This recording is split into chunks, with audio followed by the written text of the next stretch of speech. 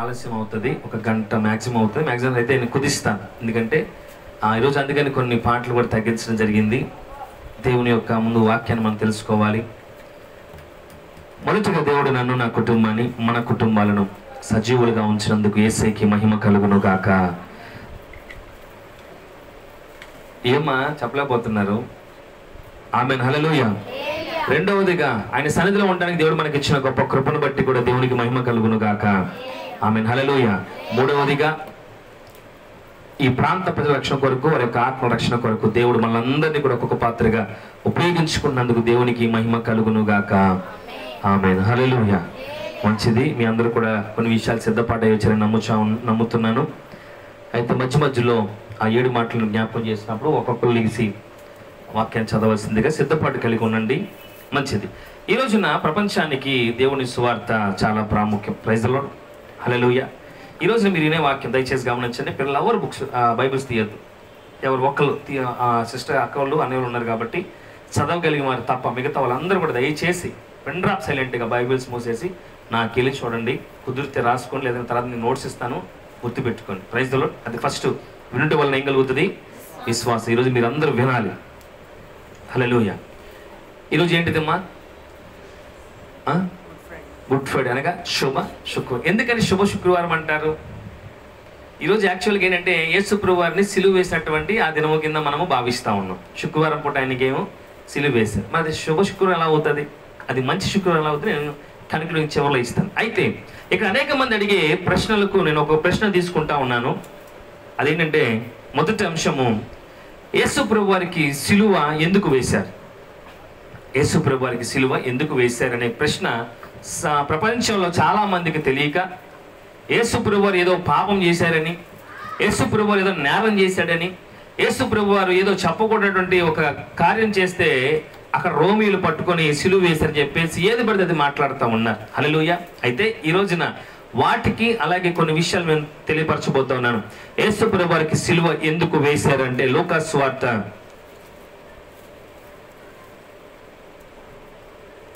27వ అధ్యాయం 18-19 వచనాలు.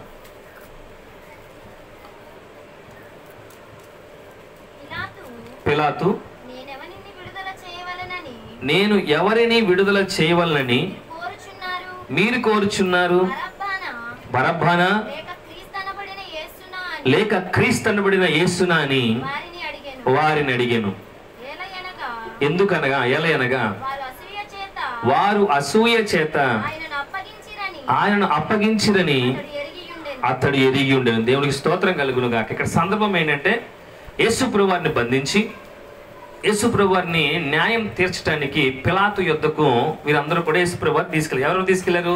మత పెద్దలు, ప్రధానులు, పరిసయ్యులు, సద్దుకయ్యులు. వీరందరికీ ఎందుకు యేసు ప్రభువారి గురించి అంత బాధ కలిగిందంటే, లాజరు అనే వ్యక్తి చనిపోతే అక్కడ యేసు ప్రభువారు వెళ్ళి చనిపోయిన లాజరును బతికించినందుకు అక్కడ అనేక మంది జన సమూహము కూడా ఈయన ఏం కలిగి ఉన్నాడు, ఈయనే క్రీస్తు మన కొరకు వచ్చాడని చెప్పేసి అనేక మంది ఆయన వాక్యాన్ని ఆయనకి లోబడతా ఉన్నారు.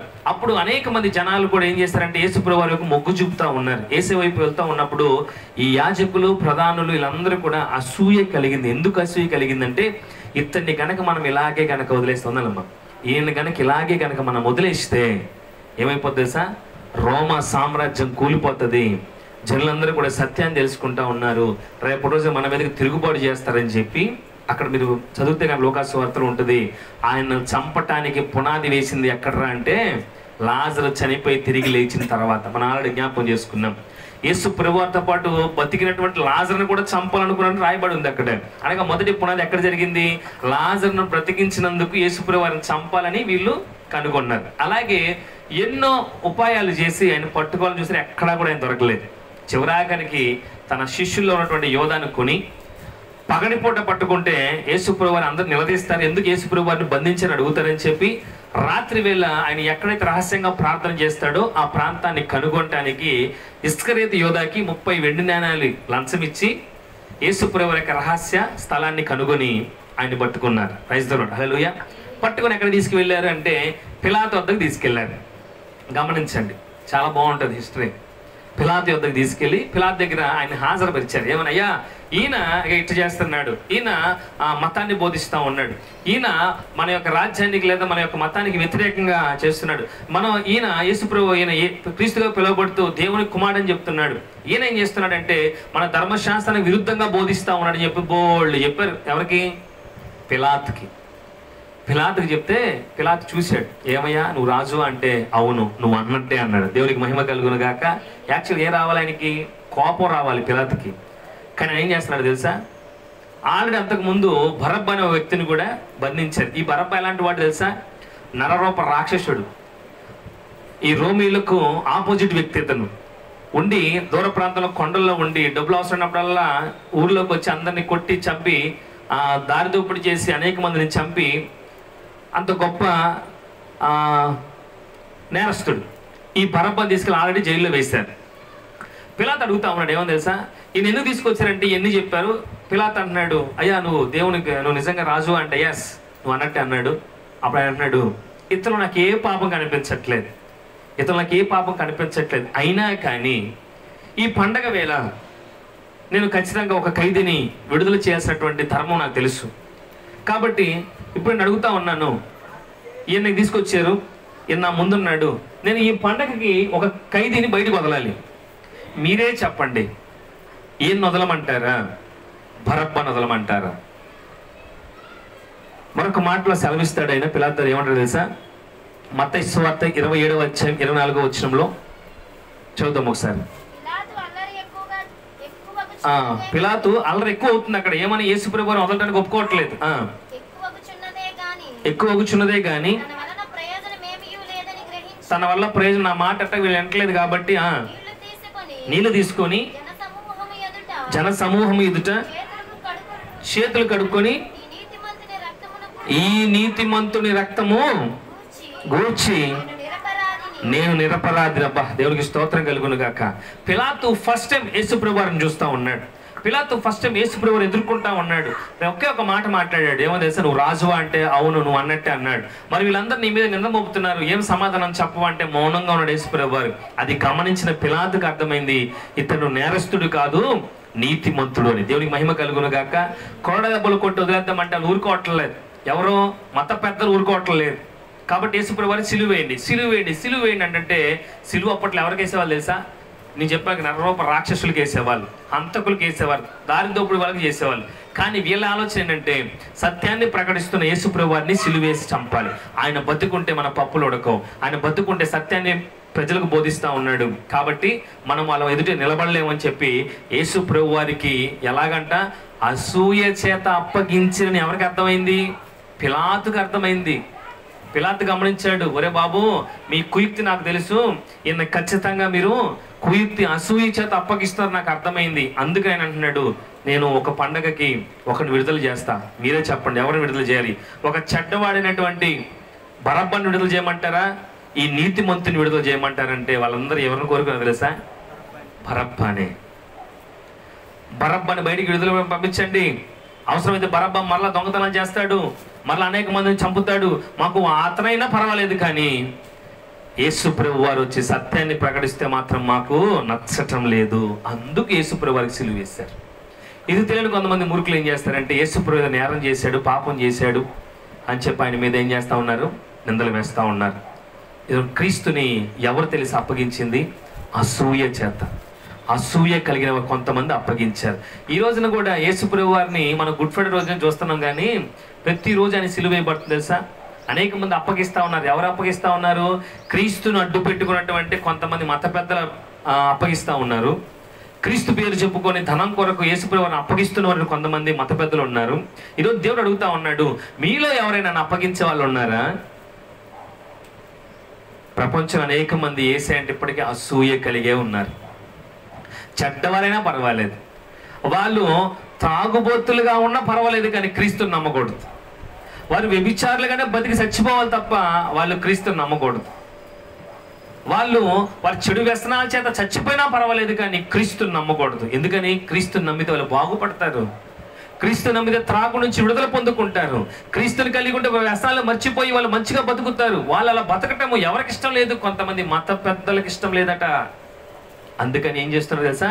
అసూయ చేత సేవకుల మీద దాడులు చేస్తూ ఉన్నారు. అసూయ చేత విశ్వాసుల మీద దాడులు చేస్తూ ఉన్నారు. అసూయ చేత ఈ భారతదేశంలో క్రైస్తత్వం లేకుండా చిన్న ఆలోచన కలిగి ఉన్నారు. దేవునికి మహిమ కలుగును గాక. హల్లెలూయా. ఇప్పుడు ఎవరికి లాభం కలుగుతా ఉంది చెప్పండి? యేసుప్రభువు సిలువ వేయటం వల్ల ఎవరికి లాభం? యాజకులకు, పరిసయ్యులకు, మత పెద్దలకు, సద్దుకైలకి లాభం. ఇంక ఎవ్వరికి లాభం లేదు అక్కడ. ఎందుకో తెలుసా? ఈ 4 రకాల వాళ్ళు మాత్రమే ప్రజలను మోసం చేసి అజ్ఞానంలో, అప్పట్లో బైబిల్ ప్రతి ఒక్కరిలో ఉండే కాదు, ఎవరు చదివేవాళ్ళు కాదు, ఓన్లీ సమాజ మందిరంలో ఉండేది.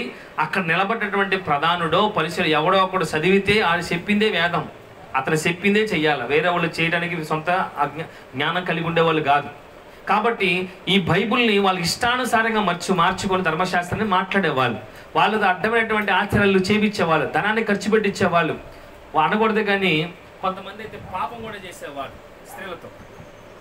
ఇవన్నీ తప్పు అని యేసుప్రభువు వారు చెప్తే వాళ్ళకి ఏం కలుగుతా ఉంది? అసూయ కలుగుతా ఉంది.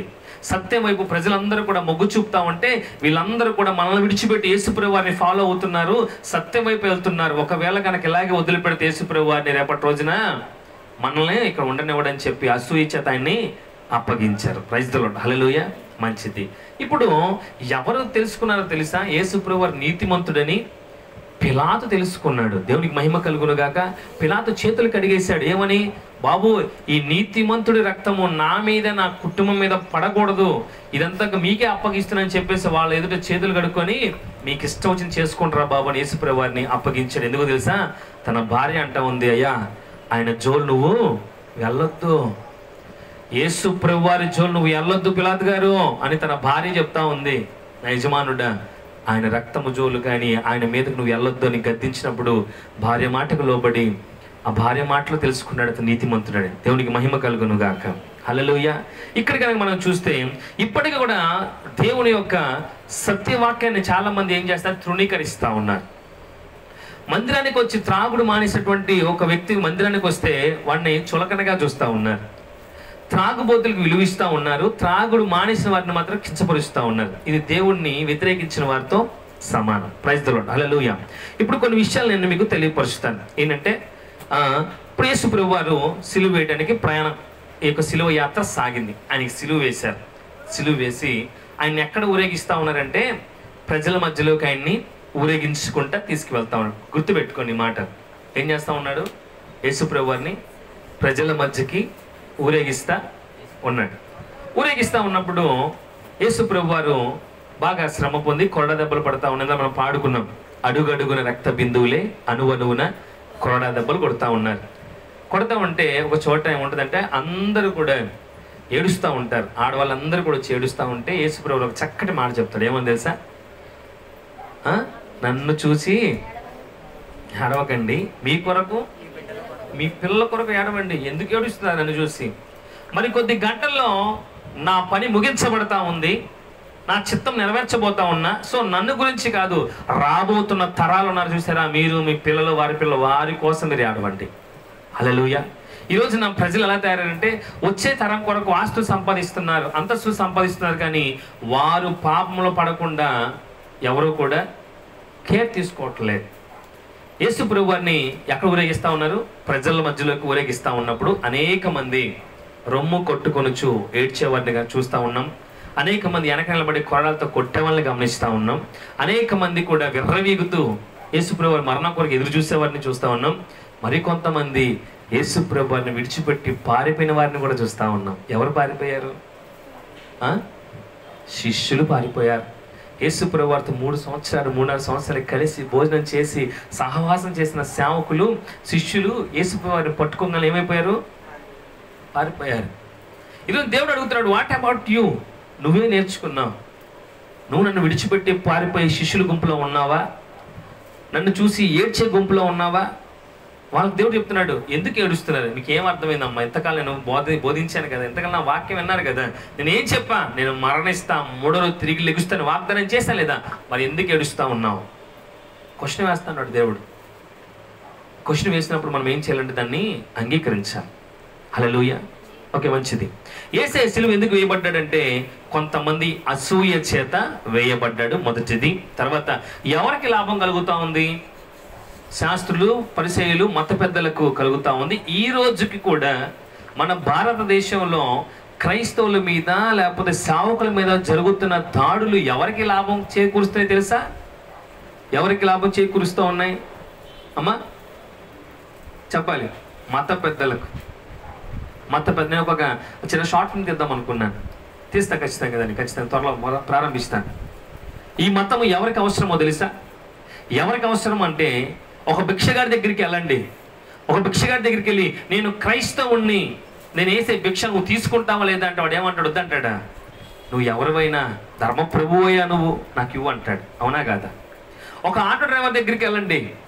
ఆటో డ్రైవర్ దగ్గరికి వెళ్ళి, బాబు నేను క్రైస్తవుని ఆటో ఎక్కించుకుంటావా అంటే, అయ్యా నువ్వు క్రైస్తవుడు అయినా, ముస్లిం అయినా, లేకపోతే హైందవుడు అయినా ఎక్కి కూర్చోవచ్చు.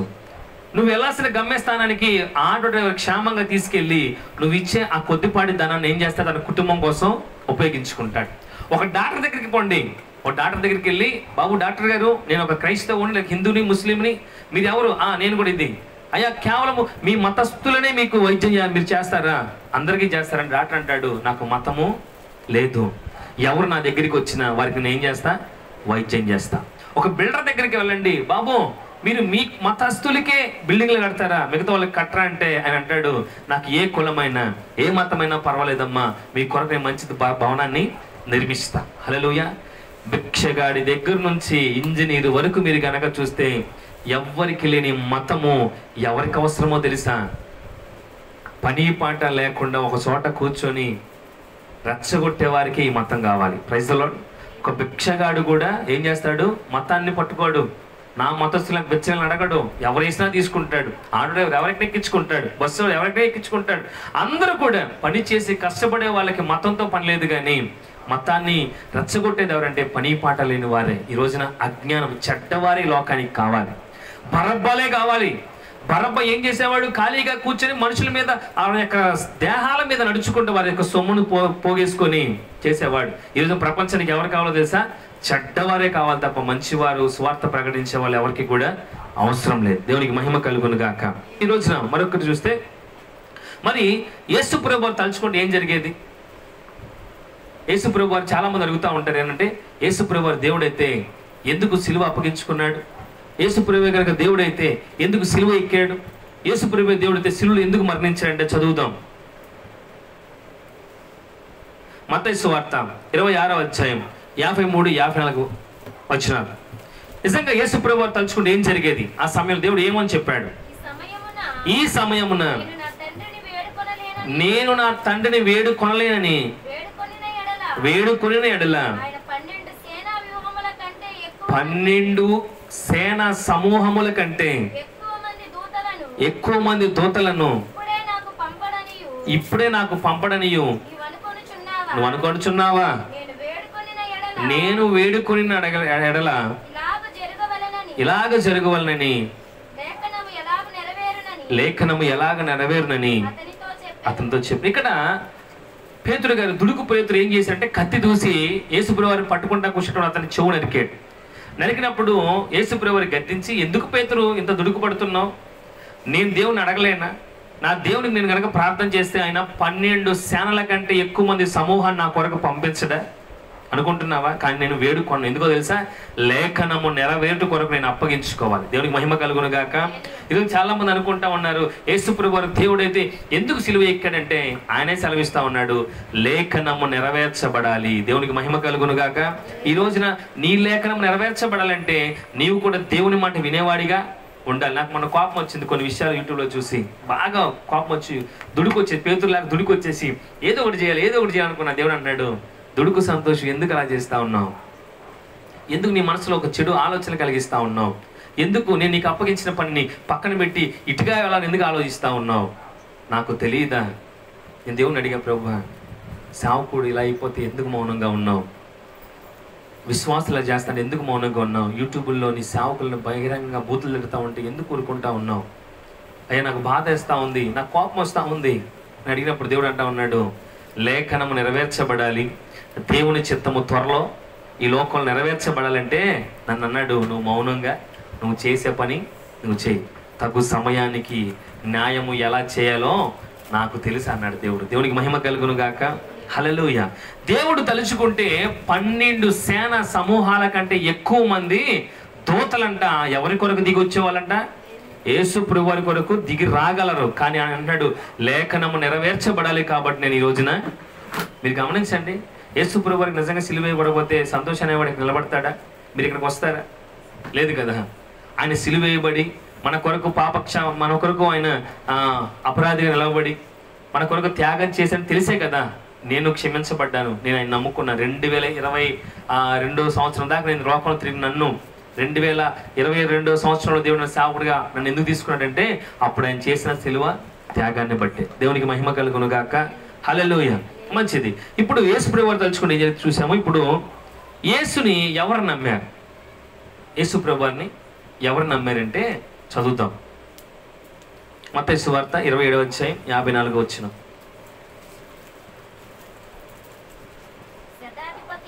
శతాధిపతియు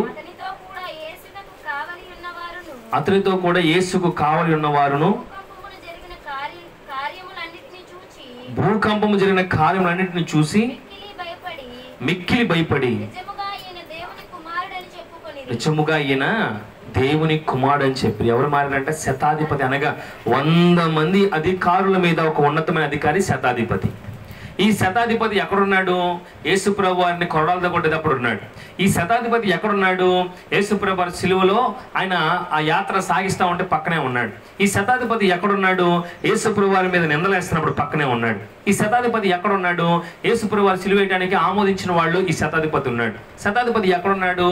యేసు ప్రభు వారి సిలువ వేసేంత వరకు కూడా అక్కడే ఉన్నాడు. అయితే ఈ శతాధిపతియు ఆయన యేసు ప్రభు వారికి కావలి ఉన్న వారందరూ కూడా ఏం చేశారంట? చదువు ఒకసారి. శతాధిపతి కావలి ఉన్న వారు తర్వాత చదువు. భూకంపమును జరిగిన కార్యాలు చూసి మిక్కిలి భయపడి నిజముగా ఆయన దేవుని కుమారుడు అని ఎవరు నమ్మారంట? శతాధిపతి నమ్మాడంట. దేవునికి మహిమ కలుగును గాక. ఆయన సిలువ వేసిన తర్వాత అంట భూకంపం వచ్చిందంట. ఆయన సిలువ వేసిన తర్వాత చీకటి కమ్మేసిందంట. ఆయన భూకంపం జరిగిన తర్వాత ఆ యొక్క గర్భాలయం ఉన్నటువంటి తెర మధ్యకి చిరిగిపోయిందంట. ఇవన్నీ గమనించినటువంటి శతాధిపతి తనతో ఉన్న కావలి వారు నమ్మారంట ఏమని? ఈయన నిజమైన దేవుని కుమారుడు. దేవునికి మహిమ కలుగును గాక. అప్పటిదాకా వేడుక చూసిన శతాధిపతి, అప్పటిదాకా వేడుక చూసిన సైనికులు, అప్పటిదాకా యేసు ప్రభు వారిని నిందించిన సైనికులు, శతాధిపతి ఒక్కసారిగా జరిగిన పరిణామాలు గమనించి యేసు ప్రభు వారిని నమ్మారు. హల్లెలూయా. ఈ రోజు లోకంలో యేసు ప్రభు వారిని ఎవరు నమ్ముతున్నారు తెలుసా? వారి కుటుంబంలో కలిగిన భూకంపాలను బట్టి చాలా మంది నమ్ముతా ఉన్నారు. వారి కుటుంబాల్లో కమ్ముతున్న చీకటిని బట్టి వెలుగైన యేసు ప్రభు వారిని నమ్ముతా ఉన్నారు. ఈ రోజున అనేక మంది క్రీస్తు బిడ్డలుగా కనబడుతున్న వారు ఏం చేస్తా ఉన్నారంటే క్రీస్తును అప్పగిస్తూ ఉన్నారు, క్రీస్తుని మాటల చేత అప్పగిస్తూ ఉన్నారు, క్రీస్తుని క్రియల చేత అప్పగిస్తూ ఉన్నారు. ఈ రోజున మీరు వెళ్ళి వాళ్ళని అడగండి, క్రీస్తు ప్రభు వారు ఏ పాపము చేశారంటే ఒక్కడు చెప్పడు. మరి ఎందుకు క్రీస్తుని దూషిస్తామంటే ఆ పాస్టర్ అలా చేశాడు, వాళ్ళు అలా చేశారని వాళ్ళ మీద బట్టి దేవుడిని నిందిస్తున్నారు తప్ప క్రీస్తులో పాపం ఉందని ఒక్కడు కూడా నిరూపించలేకపోయాడు. దేవునికి మహిమ కలుగును గాక. మరి ఈరోజు క్రీస్తుని ఎందుకు దూషిస్తున్నారు తెలుసా? కొంతమంది క్రీస్తు బిడ్డలుగా పిలవబడుతున్న వారు, క్రీస్తు సేవకులుగా పిలవబడుతున్న వారిని బట్టి ఎవరికి నింద వచ్చింది? హల్లెలూయా. మా ఆటనగర సంఘంలో యవన బిడ్డలు ఉండేవాళ్ళు.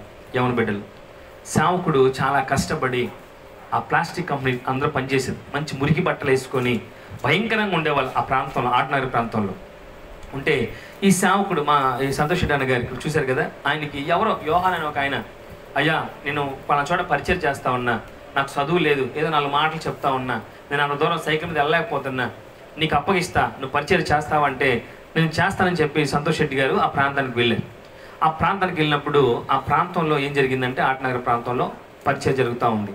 పరిచయం జరుగుతూ ఉన్నప్పుడు ఆ ప్రాంతంలో ఉన్నటువంటి అనేక మంది వచ్చి ఒక గొప్ప సంఘంగా వచ్చారు. ఇలాగే కూర్చున్నవారు, ఆడవాళ్ళు, మగపిల్లలు, యవనస్తులు అందరూ వచ్చారు. సేవకుడు అనుకున్నాడు, అబ్బా ఎంత గొప్ప సంఘం, ఎంత మంచి యవనస్తులు, అన్ని విషయాలు యవనస్తులు సహకరిస్తూ ఉన్నారు, ఆడపిల్లలు సహకరిస్తూ ఉన్నారు, ఆ అబ్బాయిలు సహకరిస్తూ ఉన్నారు, సంఘ పెద్దలు సహకరిస్తూ ఉన్నారు, సంఘ పెద్దలు వచ్చారు, సంఘ పెద్దమ్మలు వచ్చారు. అబ్బో చాలా బాగుంది. ఈ మధ్యలో ఒక యవనస్తుడు తన తలంపులను చెడుగా మార్చుకున్నాడు. సంఘంలోని యవన బిడ్డలతో తప్పుగా ప్రవర్తించడం మొదలుపెట్టాడు. అది అప్పటిదాకా తెలియలేదు. సేవకుడు పట్టించుకోలేదు. ఆ యవన బిడ్డ ఏమయ్యాడంటే అప్పటిదాకా ఆత్మీయంగా ఉన్నవాడు యవన స్త్రీలతో తప్పుగా ప్రవర్తించడం మొదలుపెట్టడం ఒకరితో కాదు, దేవుని సన్నిధికి వచ్చిన ప్రతి ఒక్కరితో కూడా తప్పుగా ప్రవర్తన మొదలుపెట్టాడు. ఒకనొక సమయంలో గలిబిలి, ఒక గందరగోళం. ఏంటంటే వాళ్ళన్న యవనస్తుడు ఇలా చేస్తాడని తెలిసి సంఘమే బద్దలైపోయి తల్లిదండ్రులు ఆడపిల్లలను పంపించడం మానేశారు. ఇది ఇక్కడ జరిగినటువంటి సంఘం ఆ చుట్టుపక్కలంతా కూడా ప్రారంభించి వాళ్ళందరూ రావటం మానేశారు. సేవకుడు అక్కడే తల బాదుకుంటా ఉన్నాడు.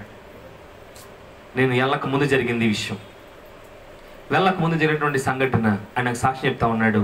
నేను చాలా సంతోషపడ్డాను, కానీ సంఘంలో ఒక యవ్వన బిడ్డ చేసినటువంటి అపవిత్ర పనికి సంఘం అంతా కూడా కొలాప్స్ అయిపోయింది. ఈ రోజున దేవుడు కూడా ఆనందిస్తూ ఉన్నాడు. ఏమని తెలుసా? అనేక మంది నశించిపోయేవారు దేవుని సన్నిధికి వస్తూ ఉన్నారు, అనేక మంది నశించిపోయిన వారు దేవుని సన్నిధిలో ఆదరణ పొందుతూ ఉన్నారు. అనేక దేవుడు ఆనందించే లోపే క్రైస్తవుల్లో కొంతమంది చేస్తున్నటువంటి కొన్ని దుర్మార్గ పనులకి క్రీస్తుకి బాధ కలుగుతూ ఉంది. సంఘం ఎవరో? దేవుని శరీరం. శరీరంలో ఎక్కడ ఒక గాయం కలిగితే ప్రశాంతంగా ఉంటామా? లేదు. ఈ రోజున ప్రపంచంలో ఉన్నటువంటి సంఘాల్లో జరుగు సేవకుల్లో కొంతమంది, విశ్వాసుల్లో కొంతమంది చేస్తున్నటువంటి కొన్ని గాయాలకు శరీరం అంతా కూడా బాధించబడతా ఉంది. అనగా సంఘం అంతా కూడా బాధించబడతా ఉంది. దేవుని బిడ్డలందరూ కూడా బాధించబడతా ఉన్నారు. దేవుని బిడ్డలారా, ఈ రోజున దేవుడు కోరుకునేది ఏంటో తెలుసా? ప్రతి సంవత్సరము ఫ్లెక్సీలు వేస్తారా వేరా? మీరు వెళ్ళండి మెయిన్ రోడ్ల మీదకి వెళ్తే ఏమని గుడ్ ఫ్రైడే శుభాకాంక్షలు అని చెప్పి ప్యాషన్ ఆఫ్ ద క్రైస్ట్ ఫోటోనో లేదా యేసుప్రభువు వారి యొక్క సిలువ ఫోటోనే వేస్తారు. వెళ్ళిపోయి వాళ్ళందరూ అనుకోవటమో లేదా బాధపడో వేసే అని ఈరోజే బాధపడతారు. కానీ దేవుడు చెప్పేది ఏంటో తెలుసా? యాక్చువల్గా బ్యానర్లో నువ్వు ఉండాలి, కానీ నీ కొరకు ఆయన ఉంటున్నాడు. ప్రైజ్ ది లార్డ్, హల్లెలూయా. నీకు రక్తం చెందాలి, కానీ నీ కొరకు ఆయన ప్రతి దినము కూడా రక్తం చెందించబడతా ఉన్నాడు. ఈ రోజున అందరూ నిన్ను చూసి అయ్యో అనుకోవాలి, కానీ నిన్ను బతికించి ఆయన అయ్యో అనిపించుకుంటా ఉన్నాడు.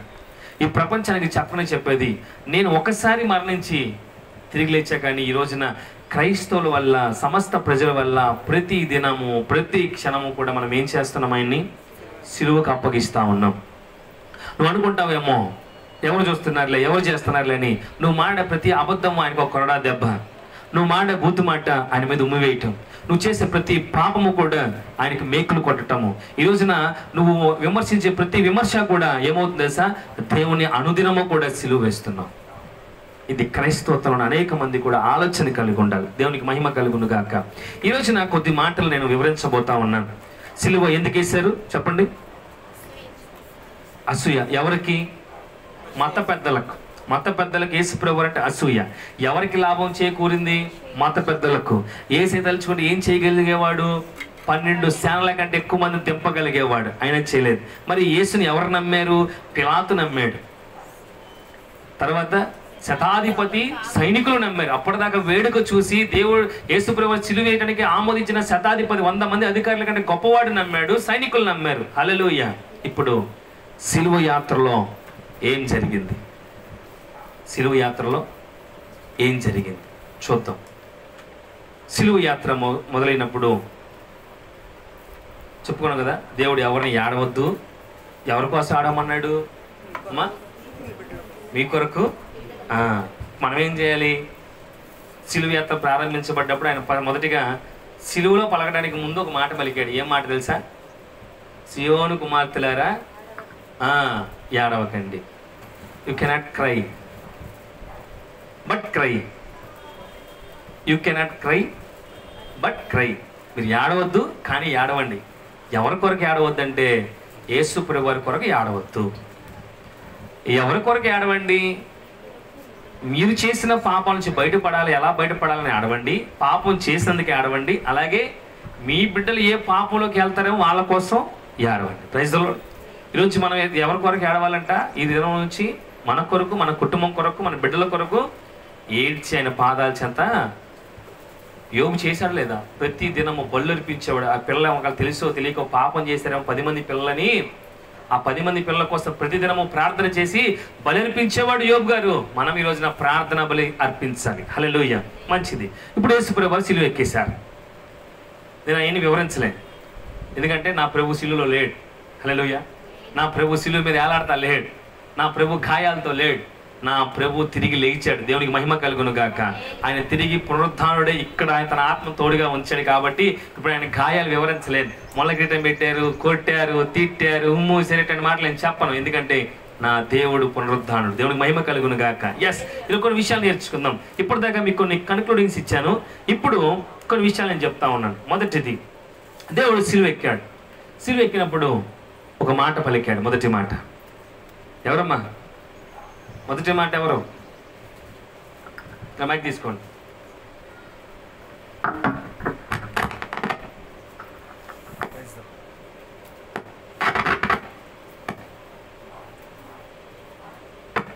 హల్లెలూయా.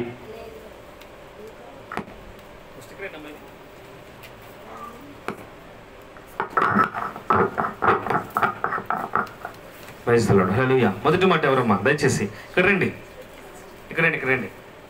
దేవునికి మహిమ కలుగును గాక. రండి, ఇక్కడ రండి. యేసు ప్రభువు వారు సిలువలో పలికిన మొదటి మాట,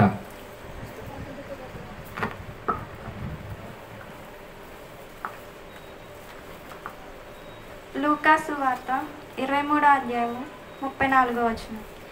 యేసు, తండ్రి, వీరేమి చేయుచున్నారో వీరెరుగరు గనుక వీరిని క్షమించమని చెప్పాను. వారు ఆయన వస్త్రములను పంచుకొనుటకై చీట్లు వేసిరు. చెప్పు, ఈ మాట యేసు ప్రభువు సిలువ మీద ఏ సందర్భంలో చెప్పారు? చెప్పగలుగుతావా? ఓకే, రైట్, కూర్చో. మంచి, దేవుని మహిమ కలుగును గాక. యేసు ప్రభువు ఇప్పుడు సిలువలో సిలువ వేయబడ్డాడు. సిలువ వేయబడినటువంటి తర్వాత ఒక మాట చెప్తా ఉన్నాడు. ఏమాట అంటే, తండ్రి, వీరేమి చేయుచున్నారో వీరికి తెలియదు కాబట్టి వీరిని క్షమించు అని. అక్కడ ఉన్నవారు ఎవరు ఉన్నారు?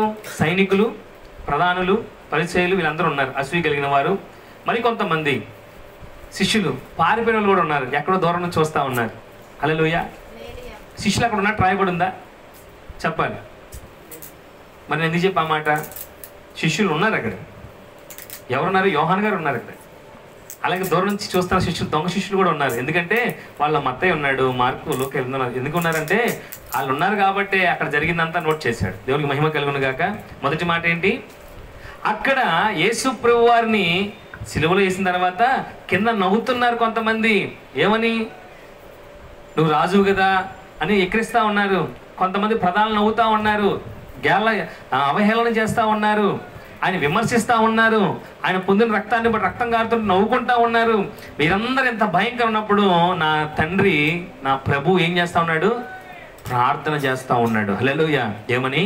తండ్రి, మీరేం చేశారో తెలియదు, సైనికులకు తెలియదు ఎవరిని కొట్టారో, ప్రధానులకు తెలియదు నేను ఎవరో, నన్ను అవహేళన చేస్తున్న వారికి తెలియదు నా గొప్పతనము, కాబట్టి వీరందరినీ కూడా దయతో క్షమించు ప్రభువా అని ప్రార్థన చేశాడు. హల్లెలూయా.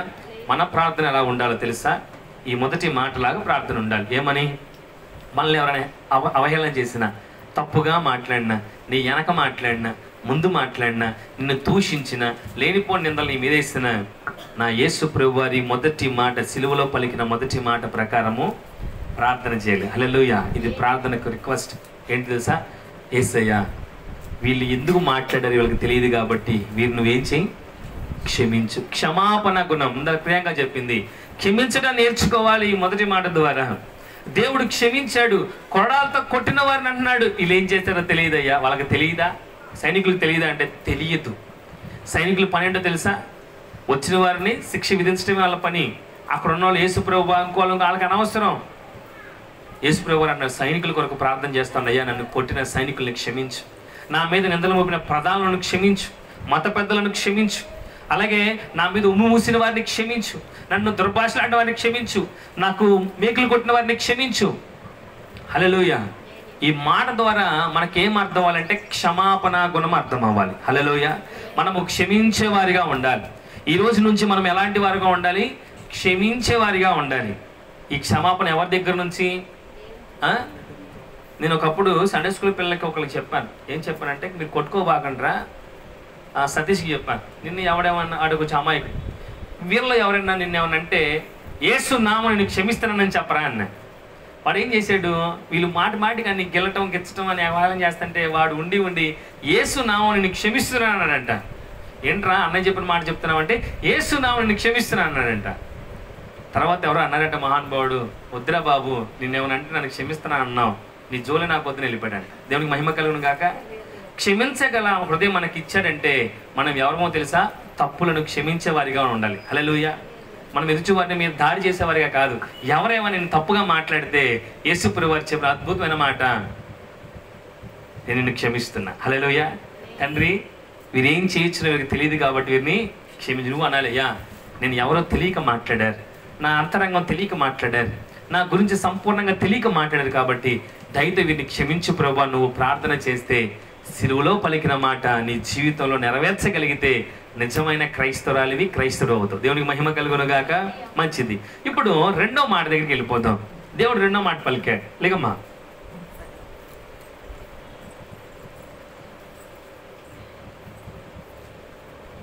హల్లెలూయా. లూకా 23:43. అందుకు ఆయన వారితో, నేడు నీవు నాతో కూడా పరదేశులు ఉందుమని నిశ్చయముగా నీతో చెప్పుచున్నాను. ఆమేన్. హల్లెలూయా. ఏంటంట? అందుకు ఆయన వానితో, ఎవరితో? యేసుప్రభువుతో పాటు ఇద్దరును సిలువ వేశారు. చెప్తావమ్మా ఎవరన్నా? ఓకే చెప్పు. హల్లెలూయా. దేవుడితో ఇద్దరిని కుడి పక్క దొంగ ఎడం పక్క దొంగ వేసినప్పుడు ఎడం పక్క దొంగ అంటాడు, దేవా నువ్వు నిజమైన దేవుడు అయితే నన్ను రక్షించుకో, నీవు విడిపించుకొని నన్ను కూడా విడిపించు అంటాడు. కానీ కుడిపక్క దొంగ అంటాడు, దేవా ఇప్పుడు దాకా నేను దొంగతనం చేశాను, నేను ఆ తప్పు నేను ఒప్పుకుంటున్నాను, నువ్వు ఇప్పుడు మరణించినా మళ్ళీ లెగుస్తావని నాకు తెలుసు కాబట్టి నువ్వు పరదేశంలోకి వెళ్ళినప్పుడు నన్ను కూడా జ్ఞాపకం చేసుకోమని అంటాడు. అప్పుడు దేవుడు కుడిపక్క దొంగతో అంటాడు, అందుకు ఆయన వారితో, నేడు నీవు నాతో కూడా పరదేశంలో ఉందామని తనతో చెప్తాడు. ఆమేన్. హల్లెలూయా. చిత్తాచుకోవడం ఒకసారి. దేవునికి మహిమ కలుగును గాక. హల్లెలూయా. సందర్భము ప్రజలమ్మ, సందర్భం ఏంటి? యేసు ప్రభువుతో పాటు అటొకల్ని ఇటొకల్ని సిలువేస్తే ఒక దొంగ ఏమంటే, ఏమయ్యా నువ్వు క్రీస్తు అంట కదా, నువ్వు రాజు అంట కదా, నువ్వు దేవుడు అంట కదా, నువ్వే కనుక దేవుడు అయితే నిన్ను రక్షించుకొని మమ్మల్ని కూడా రక్షించని ఆయన అవహేళన చేస్తున్నప్పుడు మరొక దొంగ, ఈ ఇద్దరు ఎవరో తెలుసా? బరబ్బా అనుచరులు. బరబ్బా ఉన్నాడు కదా, ఎవరో దారి దోపిడీ వాడు, నరహంతకుడు, వీళ్ళందరితో వీళ్ళు కూడా షేర్లు అనమాట. వీళ్ళిద్దరిలో ఒకడు విమర్శిస్తా ఉంటే మరొకడు అంటే ఉన్నాడు, రే ఎవరు మూసుకోరా, మనము చేసిన పాపాలకి మనకి ఇది కరెక్ట్ అయిన శిక్ష, కానీ ఈయన అలా కాదురా, అయ్యా నువ్వు ఖచ్చితంగా పరలోకి వెళ్తావని అయినో నాకు తెలుసు, ఎందుకు తెలుసా? నీ గురించి ఆడను విన్నాను, ప్రైజ్లో నేను విన్నా, కానీ నిన్ను కలవలేకపోయా, మారు మనసు పొందలేకపోయా, ఈలోగా సమయం అంతా వృధా అయిపోయింది. నువ్వు చేసిన అద్భుత ఆశ్చర్య కార్యాలు ఎవరు విన్నారు? ఈ దొంగ విన్నాడు, కుడి చేతి వైపు ఉన్నటువంటి దొంగ విన్నాడు, కానీ యేసయ్యని కలవలేకపోయాడు. జీవితాన్ని మార్చుకోవాలనుకున్నాడు కానీ సమయం కుదరలేదు. కానీ యేసయ్య దగ్గరికి వెళ్ళాలని ట్రై చేశాడు, కానీ బరబ్బా చంపేస్తాడేమో చెప్పేసి బయటికి వెళ్ళలేకపోయాడు. కానీ ఒక సందర్భం వచ్చింది, ఆయనకి ఒక అవకాశం వచ్చింది. ఏకంగా యేసు ప్రభు వారి పక్కనే సిలువ వేసుకునే గొప్ప, అప్పటికి జీవితం అయిపోయింది. అనుకున్నాడు, అయ్యా నువ్వు పరలోకం వెళ్తావు కదా, మేము చేసిన పాపాలకి ఇది మా కరెక్టే, పశ్చాత్తాపడుతున్నాడు, నువ్వు నీ రాజ్యంలో ఒక్కసారి నన్ను జ్ఞాపకం చేసుకో ప్రభువా, చాలు, నువ్వు ఒక్కసారి జ్ఞాపకం చేసుకుంటే చాలు. ఈరోజు నీతో మాట్లాడేంత ఓపిక నాకు లేదు, ఇది సందర్భం కాదు, ఎందుకంటే నువ్వు గాయపడ్డావు, నేను గాయపడ్డా, కొద్ది గంటల్లో నువ్వు చనిపోతావు, నేను చనిపోతా, కానీ this is the right time, ఇప్పటికీ నా సమయం అయిపోయింది, కలవలేకపోయాను, కాబట్టి ఈ క్షణంలో ఒక్కసారి నువ్వు రాజ్యంలోకి వెళ్ళినప్పుడు నన్ను ఏం చేయి, జ్ఞాపకం తెచ్చుకో ప్రభువా. ఆ దొంగకి తెలిసింది ఏమని, ఈయన ఖచ్చితంగా దేవుని కుమారుడు, ఈయన చనిపోతే ఖచ్చితంగా పరలోకం వెళ్తాడు, నేను చచ్చిపోతే నరకానికి పోతాను ఆయన తెలిసి దేవుని వేడుకుంటున్నాడు. హల్లెలూయా. యేసు ప్రభువు ఒక్కసారి తనకి వెళ్ళి చూసి, నీ పశ్చాత్తాపం, నీ ఆసక్తి నాకు తెలిసినాయి, కాబట్టి జ్ఞాపకం చేసుకోవటం ఏంటి సహోదరుడా, నేడు నీవు నాతో కలిసి పరదేశంలో ఉంటావు. దేవునికి మహిమ కలుగును గాక. హల్లెలూయా. తను అయ్యా ఇంతకాలం నేను బతికిన బతుకు సరైంది కాదు, నేను బతికిన బతుకు చెడ్డ బతుకు, కానీ నీలాంటి వాడు ఒక్కసారి జ్ఞాపకం చేసుకుంటే నా జీవితం బాగుపడుతుంది, ఇంకా నా జీవితం అయిపోయినా ఒక్కసారి జ్ఞాపకం చేసుకోండి. దేవుడు అంటా ఉన్నాడు, జ్ఞాపకం చేసుకోవటం ఏంటి, నో నేను నాతో పాటు తీసుకువెళ్తాను. Praise the lord. ఈరోజు మన జీవితంలో మనం క్వశ్చన్ వేసుకోవాలి. ప్రార్థనకు రమ్మంటే అయ్యో పొద్దున్నే గొడవ పడ్డా, అయ్యో రాత్రి బూతులు తిట్టా, ఇదిగో ప్రార్థన రమ్మంటే ఇదిగో నిర్ణయం ఇలా జరిగింది, కాబట్టి నేను ఏం చేయకూడదు, అపవాది చేసే పనులు. కానీ ఇతను అలా మాట్లాడలా. ఏమనుకుంటా తెలుసా? అయ్యా జ్ఞాపకం తెచ్చు. ప్రార్థన రిక్వెస్ట్ చేస్తూ ఉన్నాడు. నేను ఇప్పటిదాకా చాలా మందిని చంపా, బరబోత కలిసి చాలా మంది మీద దోచుకున్నా, చాలా మందిని అత్యాచారం చేశా, చాలా మందిని తలకు మెడక వేరు చేశా. వాళ్ళు ఏం చేసేవాళ్ళు తెలుసా? గొలుసు కావాలంటే గొలుసు తీసుకునే వాళ్ళు కాదు, మెడ తీసి గొలుసు తీసుకునే వాళ్ళు. ఉంగరం కావాలంటే ఉంగరం తీసుకునే వాళ్ళు కాదు, ఏళ్ళు నరికి ఉంగరాలు తీసుకునే అంత భయంకర వీళ్ళందరూ కూడా. అన్నాడు, ప్లీజ్ నా పాపం క్షమించు, నన్ను జ్ఞాపకం చేసుకో. మనం కూడా దేవుని సన్నిధిలో ప్రార్థన చేసేటప్పుడు దేన్ని మీరు జ్ఞాపకం తెచ్చుకోకూడదు. ఆయన అంటున్నాడు, I cannot remember your scenes. నేను ఎప్పుడు నీ పాపాలు జ్ఞాపకం తెచ్చుకోను. హల్లెలూయా. ఇప్పుడు మన బిడ్డ తప్పు చేశాడండి, ఒకరోజు ఎవరినో కొట్టడమో ఎవరినో తిట్టాడు, నువ్వు ఇక జీవితాంతా అదే గుర్తుపెట్టుకుంటావా? లేదు. అప్పటికప్పుడే శిక్ష, అప్పటికప్పుడే క్షమాపణ. సాయంత్రం మళ్ళీ వాడిని కొట్టి ఏం చేస్తాను, నేనైతే మా పిల్లల్ని కొడితే సాయంత్రం నాకే పడుతుంది ఎక్స్ట్రా. ఎందుకు? తప్పు చేశాడు, వాడిని కొట్టా, మళ్ళీ వాడిని బాధలో నుంచి బయట దాటం కోసం ఏం చేస్తా, మళ్ళీ 100 ఖర్చు అవుద్ది నాకు. హల్లెలూయా. తండ్రి కూడా అలాంటి వాడే, దేవుడు కూడా అలాంటి వాడే. లోకము నిన్ను పాపంలో నడిపించినప్పుడు, ఆయన నిన్ను ప్రేమగా పిలుస్తున్నప్పుడు, ఆయన చెంతకు వస్తే నీకు రెట్టింపు బహుమానం చేత ఆయన ఏం చేస్తాడు? రాణిస్తాడు. హల్లెలూయా. వెళ్తే నా ప్రార్థన వినడేమో, లేకపోతే ప్రార్థనకి వెళ్తే అందరూ నా వేరేగా చూస్తారేమో, నిన్న ఇక్కడ గొడవ పడ్డా రేపు మందిరానికి వెళ్తే ఆమె ఏమనుకుంటుందో ఈయనేమనుకుంటాడో, నిన్నే సంతోషాన్ని అక్కడ చూసాడు, మళ్ళీ ప్రార్థనకి వెళ్తే సంతోషాన్ని ఎక్కిరిస్తాడేమో. నో, దేవుడే గుర్తుపెట్టుకున్నప్పుడు నేనేమన్నా గుర్తుపెట్టుకుంటానికి? హల్లెలూయా. నువ్వు ఏం చేసినా దేవుడే క్షమిస్తున్నప్పుడు నేనెవరు గుర్తుపెట్టుకుంటానికి? దేవుడు అంటున్నాడు, I cannot remember your scenes. ఆ కుడి చేతి మన దొంగతో అంటా ఉన్నాడు, ఏమో తెలుసా? నేను నీ పాపములు గుర్తుపెట్టుకోను. ఏది గుర్తుపెట్టుకుంటాను తెలుసా? ఈ క్షణములో నువ్వు నన్ను రిక్వెస్ట్ అడిగావే, పశ్చాత్తాపడ్డావే, నాకు అది చాలు. నిన్ను జ్ఞాపకం చేసుకోవటమే కాదు, నేను నాతో పాటు ఎక్కడ తీసుకెళ్తా? పరలోకానికి. హల్లెలూయా. ఈరోజు దేవుని బిడ్డలారా, ఈ అద్భుతమైన మాటలు మనం తెలుసుకోవాల్సింది. కుటుంబంలో మా ఇద్దరి మధ్య ఎప్పుడైనా క్రాష్ అయితే మందిరం మానం. గొడవలు రావా మాకు? బోల్డ్. మాట్లాడుకోం, అరుచుకుంటాం, రావా? వస్తాయి. కానీ మేమిద్దరం ఇటు ఎడముఖం పడముఖం ఉన్న దేవుని పరిచయంలో మాత్రము ఏకముఖం కలిగి ఉంటాం. దేవునికి మహిమ కలుగును గాక. ఎందుకని? మా గొడవ మందిరానికి అడ్డు కాకూడదు, మా మనస్పర్ధలు దేవుని సన్నిధికి దూరం అవ్వకూడదు. హల్లెలూయా. అలా ఉంటే దేవుడు ఏం చేస్తాడంటే తర్వాత మాకు సమాధానం ఇస్తాడు. Praise the lord. హల్లెలూయా. నేర్చుకుందాం ఈ రోజు నుంచి. ఇంట్లో గొడవలు జరిగితే మందిరం ఎక్కొట్టకండి. చాలా మంది ఇంట్లో గొడవ జరిగితే ఏం చేస్తారు? మందిరం ఎక్కొట్టేస్తారు. కానీ తిండి మానరు, చికెన్ తెచ్చుకోవటం మానరు, అవునా? అన్నీ కానీ మందిరం నేర్చుకుందాం. రెండవ మాట, అద్భుతమైన మాట. ఆ కుడి చేతి దొంగతో మాట్లాడుతున్నాడు, నువ్వు నన్ను అడిగావు కాబట్టి నేను చెప్తున్నా, I cannot remember your scenes. నువ్వు బతుకున్నంత కాలము చేసిన పాపములు నాకు గుర్తులేవు, నేను గుర్తుపెట్టుకోను. కానీ ఈ చివరి క్షణంలో నన్ను అడిగావే, రిక్వెస్ట్, క్షమాపణ అడిగావే, చాలు, దా ఇద్దరిగా చెల్లిపోదాం. దేవునికి మహిమ కలుగును గాక. దేవుడు అదే చెప్తా ఉన్నాడు, నువ్వు నిన్నేం జరిగా నాకు అనవసరం, శనివారం దాకా నువ్వు ఎట్ట బతికా నాకు వద్దు, ఆదివారం పద చర్చికి పోదాం. Praise the lord. దా నాతో పాటు చర్చికి రా, నేను నీ కొరకు ఎదురు చూస్తూ ఉంటా. నువ్వు సోమవారం నుంచి శనివారం దాకా ఎలా బతికావు నాకు అనవసరం అయ్యా, నువ్వు ఆదివారం నా సన్నిధిలో నువ్వు కనపడాలి. నువ్వు సోమవారం శనివారం దాకా చేసినటువంటి పాపాలు నేను జ్ఞాపకం తెచ్చుకొని నిన్ను పొడవను.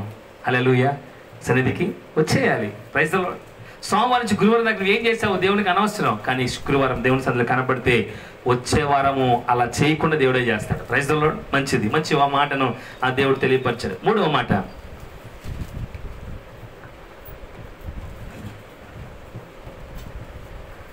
యోహాను సువార్త 19:26. అమ్మ, ఇదిగో నీ కుమారుడు అని తన తల్లితో చెప్పాను. తరువాత శిష్యుని చూచి ఇదిగో నీ తల్లి అని చెప్పాను. మూడో మాట ఏంటంటే, అమ్మ ఇదిగో నీ కుమారుడు, అలాగే అయ్యా ఇదిగో నీ తల్లి. ఎవరికి అప్పు చెప్తున్నాడు? తల్లి గారిని. ఏడుస్తూ ఉంది మరియమ్మ గారు యేసుప్రభు వారిని చూసి, అయ్యో నా కుమారుడు సిలువ ఎక్కి మరణించబోతా ఉన్నావు అని చూస్తున్నప్పుడు అక్కడ ఇద్దరికి రెండు రిలేషన్స్ని దేవుడు ఏర్పాటు చేస్తూ ఉన్నాడు. ఏడుస్తున్న తల్లిని చూశాడు, ఏడుస్తున్న శిష్యుని చూశాడు.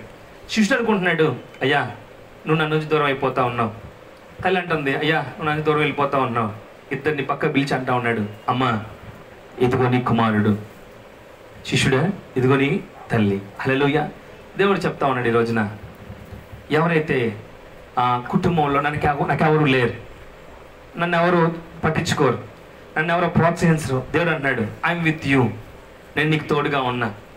ఒక సిస్టర్ గారితో చెప్పాను. ఆ సిస్టర్ గారు అంటుంది, నేను ఒంటరిదాన్నయ్యా, నాకు ఎవడు మంచి చెప్పేవాళ్ళు లేడు, నా పిల్లలకి ఎవడు మంచి చెప్పేవాళ్ళు లేడు, నన్ను ఎవడు ఆదరించేవాళ్ళు. నేను అన్నాను మందిరానికి రా.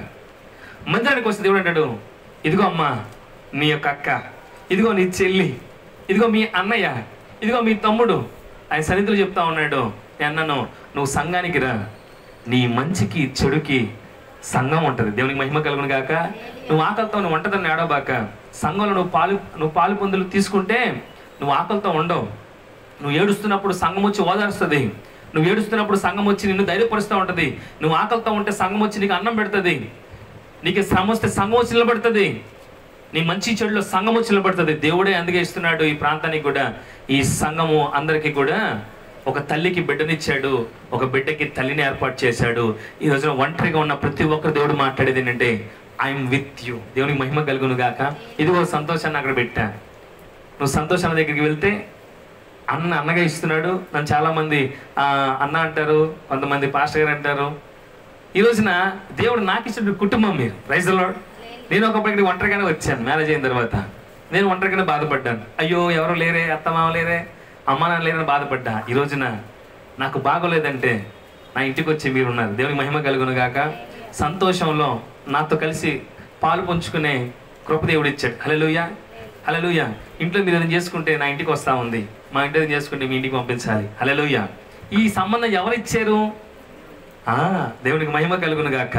విడిపోయిన వారిని కలిపే దేవుడు, ఒంటరిగా ఉన్న వారిని ఆదరించే దేవుడు ఈ సంఘం అనే ఒక బాంధవ్యాన్ని ఈ రోజున ఈ ప్రాంతానికి ఇస్తున్నాడు. Praise the lord. హల్లెలూయా. ఈ రోజున ఒక సేవకుడు మనం చెప్తా ఉన్నాడు, అయ్యా ఒక సహాయం కావాలి, కొంతమంది సేవకులకు వాటర్ పబ్లిష్ చేయాలి, ఎవరన్నా ముందుకు వస్తారంటే నేను ఉన్నాను. దేవునికి మహిమ కలుగును గాక. సేవకులు రేపొద్దుకి రాబోతా ఉన్నాడు. మనకి అనేక మంది సేవకుల సపోర్ట్ రాబోతా ఉంది. మీ కుటుంబంలో జరిగినటువంటి ఏ శ్రమకైనా ఎవరు పోరాడుతున్నారు తెలుసా? సేవకులు దేవుని బిడ్డలో పోరాడుతూ ఉన్నారు. ఈ బాంధవ్యం ఎవరిచ్చారు?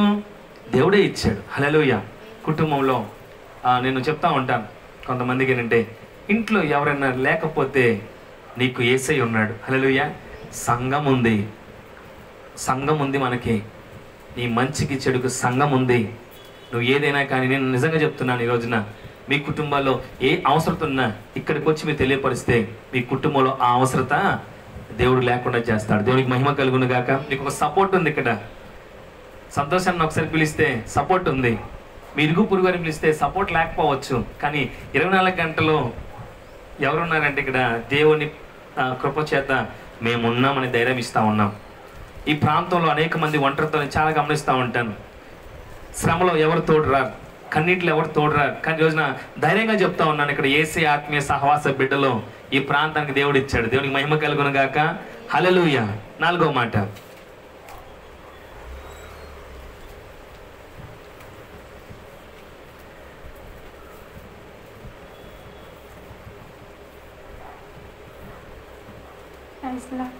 మత్తయి సువార్త 27వ అధ్యాయం 46వ వచనం. ఇంచుమించు 3 గంటల అయినప్పుడు యేసు ఏలి ఏలి లామా సబక్తా అని బిగ్గరగా కేక వేసి, ఆ మాటకు నా దేవా నన్నెందుకు చేయి విడిచితివి అని అర్థము. ఇక్కడ ఇదే సేమ్ రిఫరెన్స్ మార్కు 15:34లో కూడా ఉంటుంది. ఇక్కడ ఏమంటున్నాడంటే, దేవుడు ఏలి ఏలి లామా సబక్తా అని బిగ్గరగా కేక వేశాడంట. దానికి అర్థం ఏంటి అంటే, దేవా దేవా నా చెయ్యి ఎందుకు విడిచావు అని చెప్పి అర్థం ఇస్తాడు. అయితే మనం ఈ లోకంలో మనుషులు, స్నేహితులు లేకపోతే ఫ్యామిలీ విషయంలో ఎవరైనా విడిచిపెట్టినప్పుడు, లేకపోతే మనం దూరంగా పెట్టినప్పుడు మనం ఎంతైతే వేదన పడతామో, ఇక్కడ దేవుడు కూడా అంతే బాధపడుతున్నాడు. దేవుడి విషయంలో దేవా నన్ను ఎందుకు చేయి విడిచావని బిగ్గరగా కేక పెడుతున్నాడంట. అయితే ఎందుకని కేక పెడుతున్నాడంటే, దేవుడు అలా కేక పెట్టాల్సిన అవసరం ఏంటి అంటే, దేవుడు మన పాపాల కొరకు సిలువ వేయబడ్డాడు కాబట్టి ఆ కేక వేయడానికి దేవుడు ఆ కేక వేయడానికి అర్థం వస్తుంది. అది ఎక్కడుందంటే యెషయా 53:6లో దేవుడు ఆ మాట చెప్తాడనమాట.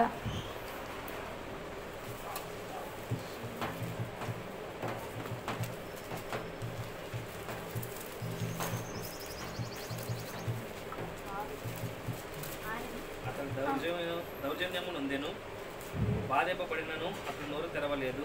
వదకు తేబడి గొర్రె పిల్లయు వచ్చి కత్తిరించుకొని ఎదుటి గొర్రెయు మౌనంగా ఉన్నట్లు అతడు నోరు తెరవలేదు. సిలువ వేయబడిన తర్వాత దేవుడు అంటే ఇంతకుముందు కొట్టినప్పుడు కూడా దేవుడు ఏం మాట్లాడు. దేవుడికి ఆ కార్యం జరగాలి కాబట్టే దేవుడు అక్కడ సిలువ వేయబడ్డాడు. తర్వాత మొదటి కొరింథీ 5:21 కూడా అదే ఉంటుంది.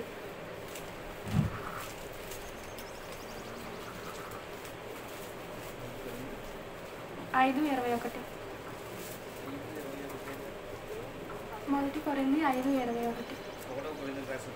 5:21. ఓకే, నేను చెప్తా. అక్కడ ఏం జరుగుతుందంటే దేవుడు సిలువ వేయబడడానికి కారణం ఏంటి అంటే అది మన పాపాల కొరకు మన పాపాల నిమిత్తం మనం ఆయన యందు దేవుని నీతి ఎగునట్లు పాపమెరుగని ఆయనను మన కోసం పాపముగా చేసింది. 2 కొరింథీ 5:20. సరే. మన పాపాల కొరకు అక్కడ ఆయన సిలువ వేయబడ్డాడు కాబట్టి మన పాపాల నిమిత్తం దేవునికి ఆయనకి ఎడబాటు అనేది వచ్చింది. వాళ్ళిద్దరి మధ్య ఎడబాటు రావడం వల్లే దేవా నన్ను ఎందుకు చేయి విడిచదు అన్న మాట దేవుడు వాడారనమాట. అయితే మనం ఈ లోకంలో అందరూ ఫ్యామిలీ ఫ్రెండ్స్ మనం విడిచిపెట్టారు అన్న బాధ కంటే దేవుడు మనం విడిచిపెట్టి వచ్చే బాధ ఎక్కువ. ఆయన మన చేయి విడిచిపెట్టాడంటే చాలా కష్టం. మనల్ని పాపం నుంచి విడిపించడం కానీ లేకపోతే మనం రక్షించడం కానీ చాలా కష్టం అవుతుంది దేవుడు మనం చేయి విడిచాడంటే. అలా బైబిల్లో మన దేవుడు చేయి విడిచిన వాళ్ళు ఎవరైనా ఉన్నారంటే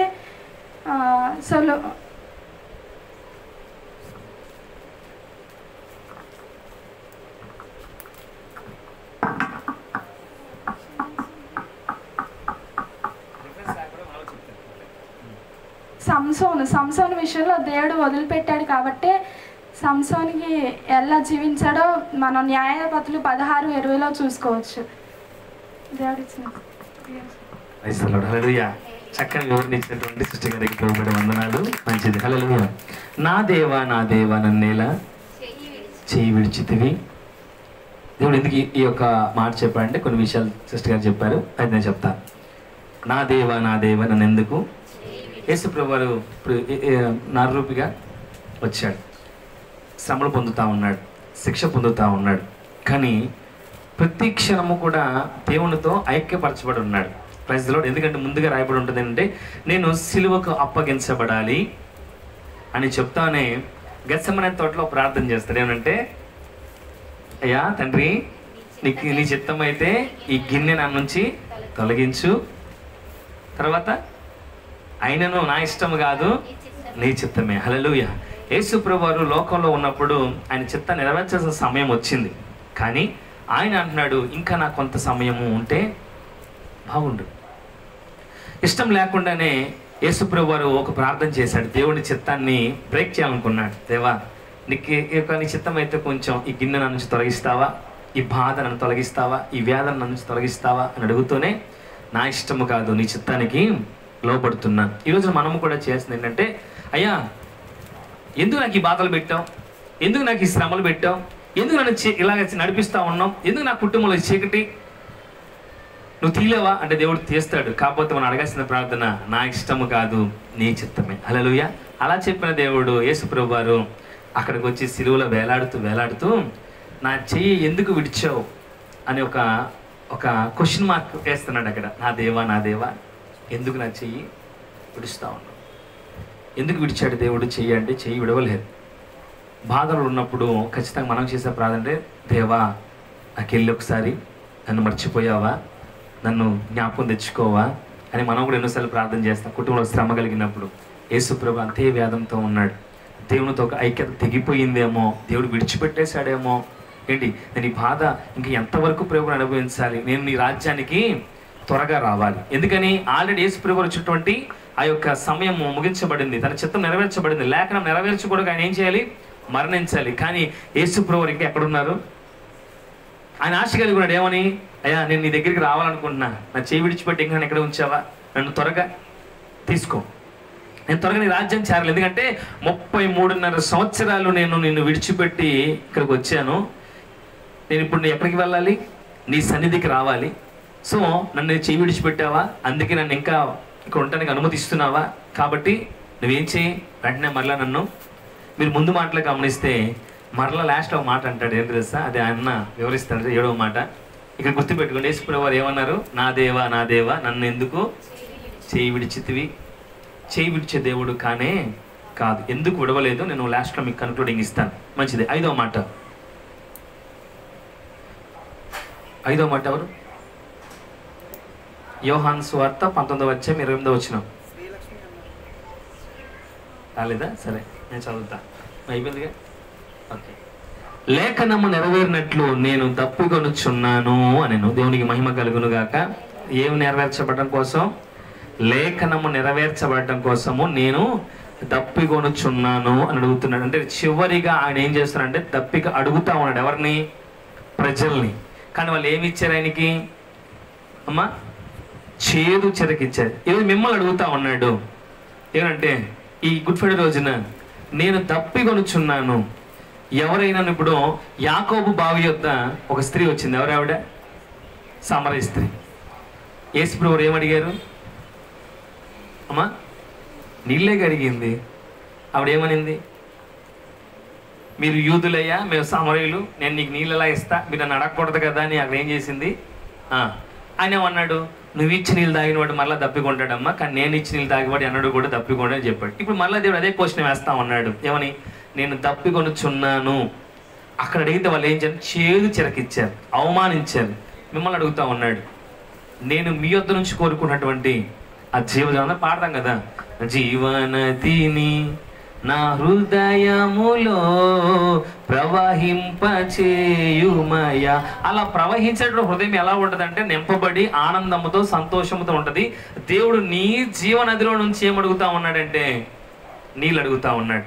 ఇప్పుడు మనమేమి ఇస్తాం ఆయనకంటే, నువ్వు నిజంగా దేవుని బిడ్డవైతే దేవుడు నీలో నుంచి ఉద్భవిస్తున్నటువంటి జీవనదిలో నుంచి ఆయనకు కావాల్సినటువంటి దప్పిక నువ్వు తీరుస్తావు.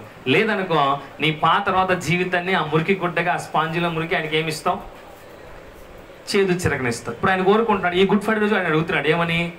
ఈ సంవత్సరానికైనా నాకు దప్పిక తీరుస్తావా? ఆయన దప్పిక ఏంటో తెలుసా? నువ్వు మారటం. ఆయన దప్పిక ఏంటో తెలుసా? నువ్వు జీవజలాలతో ఒక నదిగా ప్రవహించటం, నువ్వు ఆశీర్వదించబడటం, నువ్వు దీవించబడటం, నువ్వు అంతో ఆనందంగా ఉండటం ఆయన కోరుకుంటున్నాడు. ఎలా కోరుకుంటే, శిష్యులు చేపలు పట్టడానికి వెళ్ళారు. ఆయన చనిపోయి తిరిగి లేచిన తర్వాత చేపలు ఏమి దొరకలే. ఆయన ఉన్నారు, ఆయన ఒడ్డున ఉన్నాడు, ఆయన అక్కడ ఉన్నారు దోన్లో. ఈయన ఏమడుగుతున్నాడు? పిల్లలారా తినటానికి ఏమైనా చెప్పండి. తినటానికి ఎవరిని అడుగుతా ఉన్నాడు? చేపల కొరకు వెళ్ళిన వారిని చేపలు అడుగుతా ఉన్నాడు, తినటానికి ఏమైనా ఉందా అంటే ఏమీ లేదు అంటనే ఉన్నారు.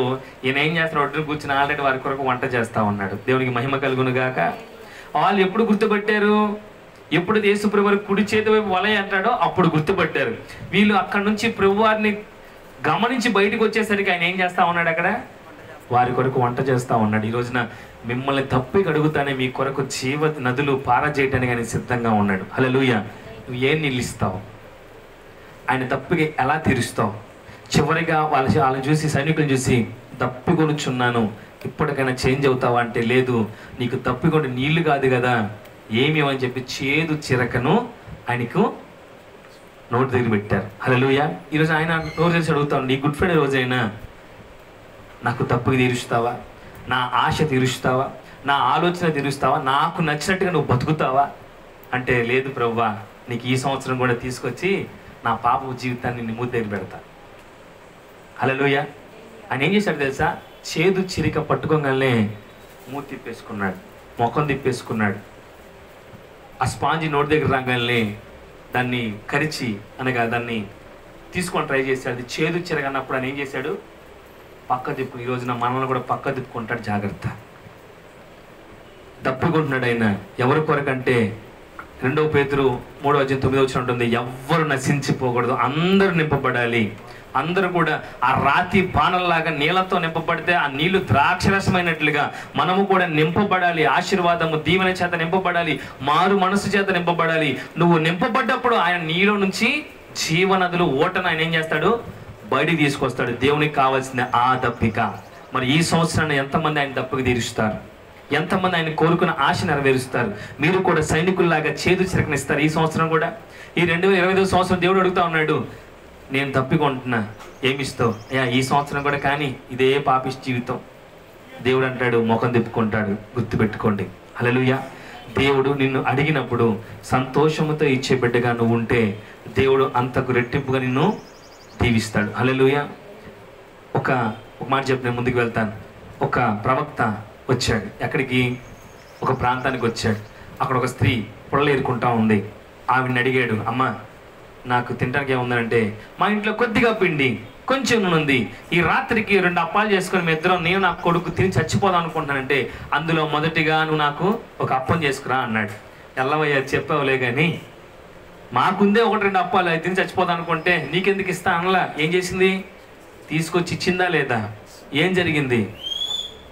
కరువు కాలం తీరే అంతవరకు కూడా దేవుడు ఆ కుటుంబాన్ని పోషించాడు. దేవుడికి మహిమ కలుగును గాక.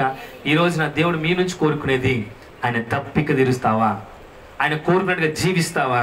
ఆయన కోరిన జీవజలం నీ నుంచి ఆయన చేదుకుంటానికి, నీ గురించి సాక్ష్యం ఇవ్వడానికి నీలో జీవనతులు ఉన్నాయా లేవా? లేదా మురికి నీళ్ళే ఉన్నాయి.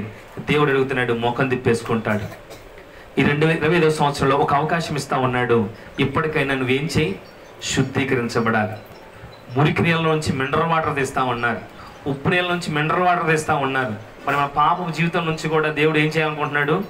ఒక మంచి నీటి ఊటగా నిన్ను తయారు చేయాలనుకుంటున్నాడు. అలా బతికితే దేవుడు ఈ సంవత్సరం మరొక అవకాశం చేత నింపబోతున్నాడు. హల్లెలూయా. నీళ్ళు దేనికి సాదృశ్యం? వాక్యానికి. దేవుడు అడుగుతున్నాడు, మీలో వాక్యం ఉందా? మీలో వాక్యం అనే నీళ్ళు ఉంటే అవి నాకు కావాలి. Praise the Lord. వాక్యానుసారమైన జీవితం నీకుంటే అది నాకు కావాలి. అలా ఉన్న రోజున నిన్ను దేవుడు ఒక ఉన్నతమైన స్థానంలో ఉంచి దీవించును గాక. హల్లెలూయా. 6వ మాట.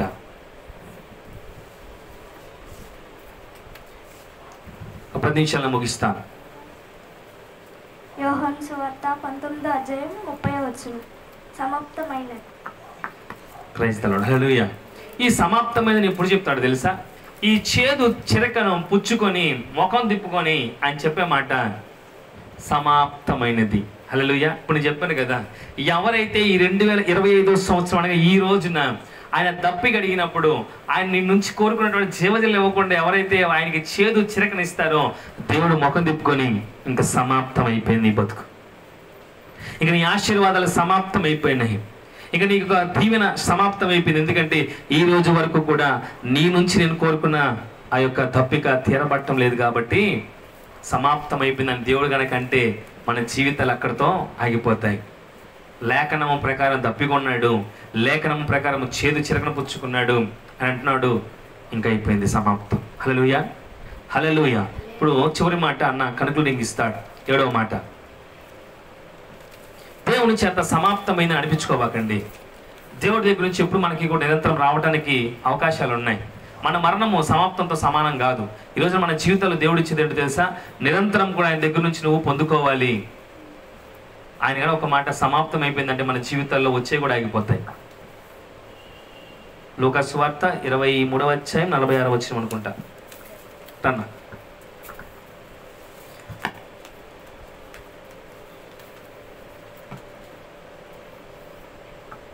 Praise lord. దేవుని నామమునకు వందనాలు. సమయం ఇచ్చిన బ్రదర్ గారికి వందనాలు. మన వాక్య భాగంలోకి వెళ్ళే ముందు ఒక్క చిన్న ప్రార్థన చేసుకుందాం.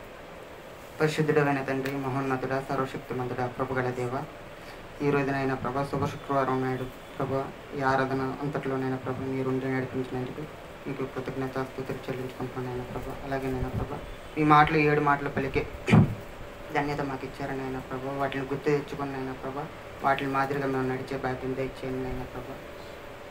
ఇస్తున్నాము నడిచినాము తండ్రి.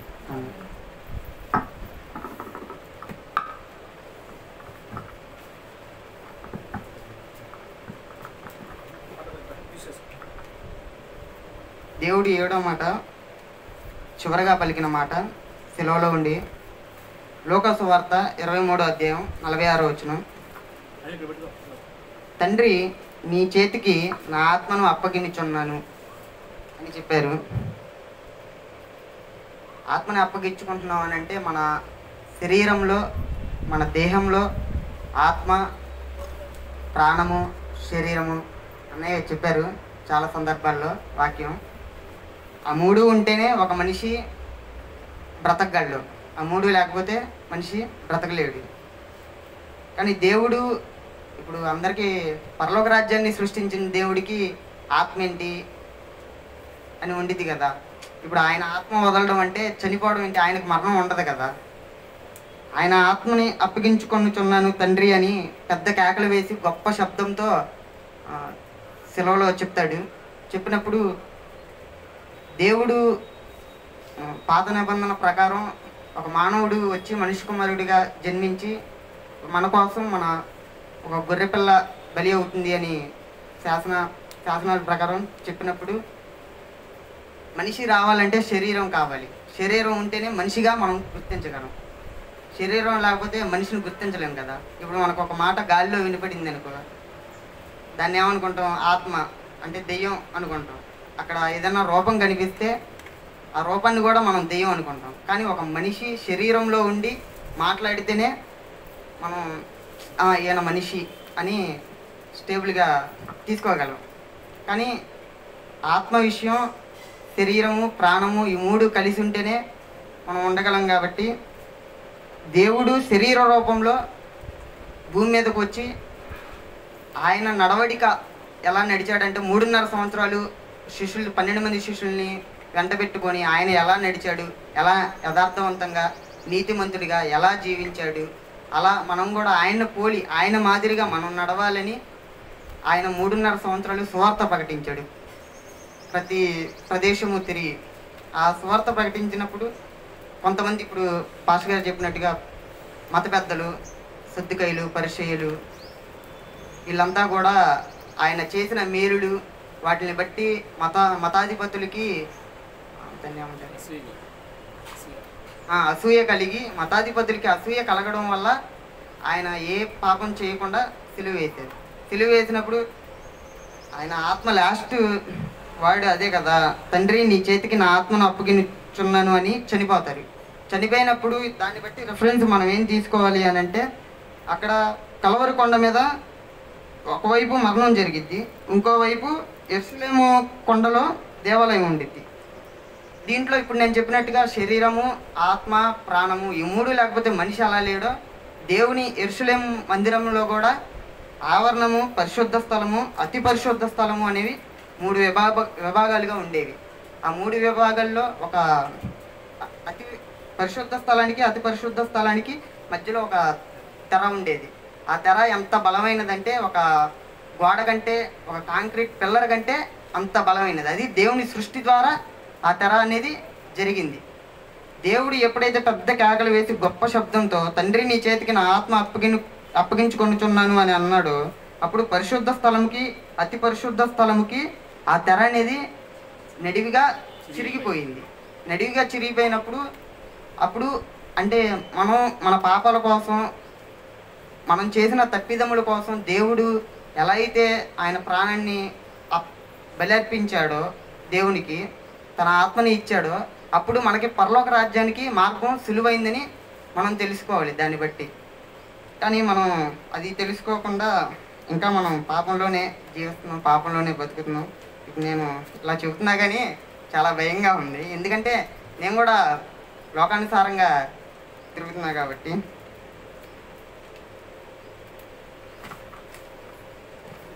మాట 1 పేతురు 2వ అధ్యాయము 21వ వచనంలో ఉంటుంది.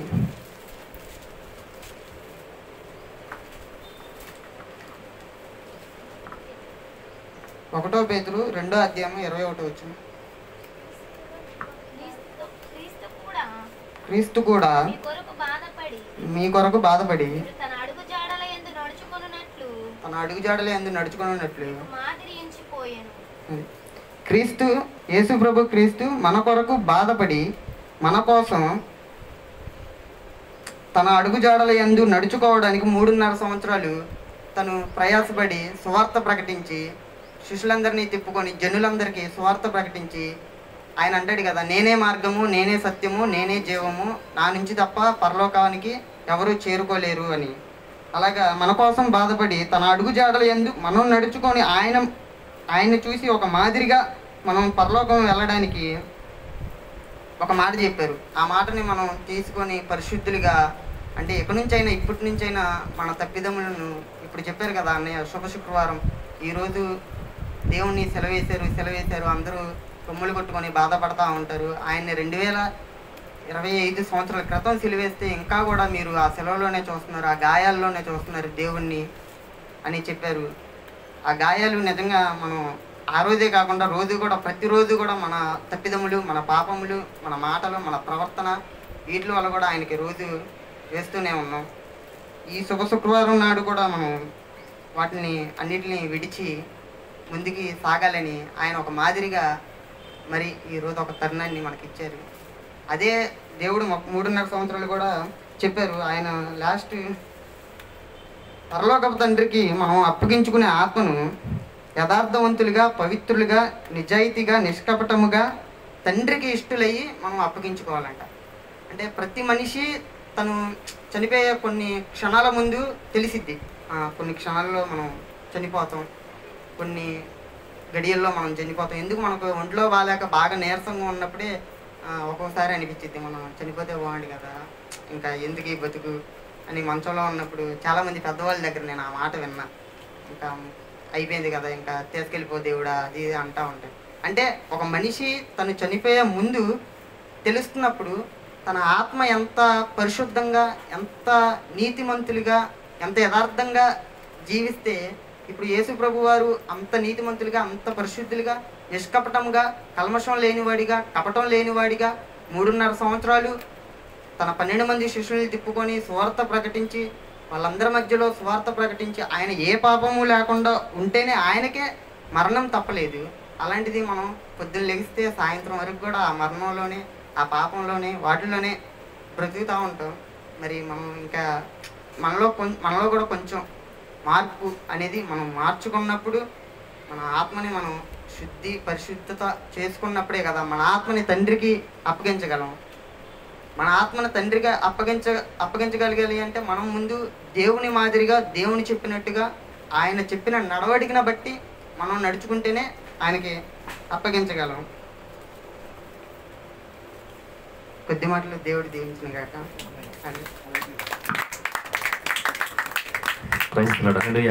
సువార్తికుడు దొరికేశాడు, దేవునికి మహిమ కలుగును కాక. హల్లెలూయా. అంత చక్కగా వివరించాడంటే, తండ్రి నీ చేతి నా ఆత్మ అప్పగించాడు, తనకు దేవుడు ప్రేరేపించింది. నేను పొద్దున్న చెప్పాను అని ఇలా రాసి ఏమైనా తప్పు ఉందా చూడవంటే, నేను తప్పులు చూడను. ఎందుకంటే మత్తయ్య గారికి ఒకలాగా అర్థమైంది, మార్క్ గారికి ఒకలాగా అర్థమైంది, లోకా గారికి ఒకలాగా అర్థమైంది, యోహాన్ గారికి ఒకలాగా అర్థమైంది. నీకు ఈ మాటలు నీకేం అర్థమైంది అది చెప్పు, నేను తప్పులు ఒప్పులు చేసేవాడిని కాదంటే తనకు దేవుడు ఏది ప్రేరేపించి అది చక్కగా వివరించాడు. దేవునికి మహిమ కలుగును గాక. దేవుడు ఇంకా అనిల్ని తన యొక్క సేవపరిచిన గొప్ప పాత్రగా వాడుకోను గాక. 2 నిమిషాలు నేను ముగిస్తాను. తండ్రి నీ చేతిని అప్పగిస్తున్నానుగా. ఎక్కడి నుంచి అయితే ఈ ఆత్మ వచ్చిందమ్మా? మరియమ్మ గారి గర్భంలోనికి పరిశుద్ధాత్మ వలన గర్భం ధరించి యేసు ప్రభు వారిగా పుట్టారు. మళ్ళీ అదే ఆత్మనైనా ఏం చేశాడు? నిజాయితీగా మళ్ళీ తండ్రికి అప్పగిస్తూ ఉన్నాడు. Praise the lord. హల్లెలూయా. మన ఆత్మ ఎక్కడి నుంచి వచ్చింది? దేవుని ఎదుటి నుంచి వచ్చింది. మనం కూడా అంతే ధైర్యంతో దేవునికి అప్పగించే ఆ ధైర్యం మనకు కలిగి ఉండాలంటే, ఈ లోకంలో మన ప్రవర్తన ఎలా ఉండాలంటే చక్కని నడవడిక ఉండాలి. రేపటి రోజున దేవుడి దగ్గరికి మనం వెళ్ళాలి అంటే తల ఎగరేసుకుని వెళ్ళాలి.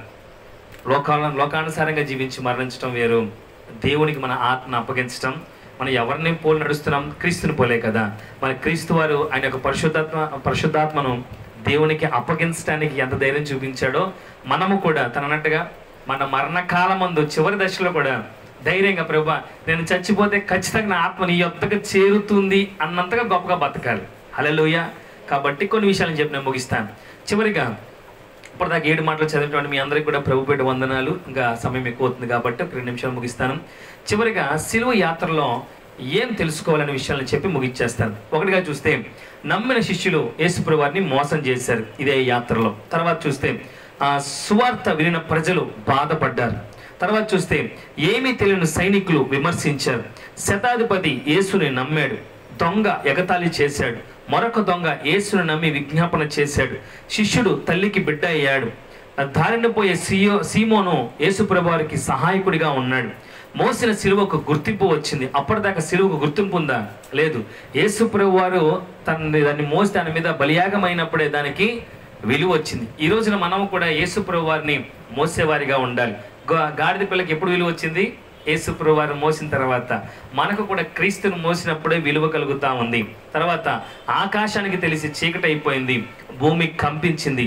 పొడిచిన సైనికుడే ఈయన నిజమైన దేవుని కుమారుడని నమ్మాడు. Praise the Lord. కానీ క్రీస్తు నమ్మిన వాళ్ళు ఇంకా యేసుప్రభు వారిని పొడుస్తూనే ఉన్నారు. హల్లెలూయా. అది మార్చుకోవాలి. తర్వాత చూస్తే పిలాతు యేసుప్రభు నీతిమంతుడని నమ్మాడు. యేసుప్రభు వారి గురించి తెలియని వారు నమ్ముతున్నారు, కానీ తెలిసిన వారు యేసుప్రభు వారిని ప్రతిదినము కూడా పొడుస్తూనే ఉన్నారు, మాటల ద్వారా పొడుస్తూనే ఉన్నారు.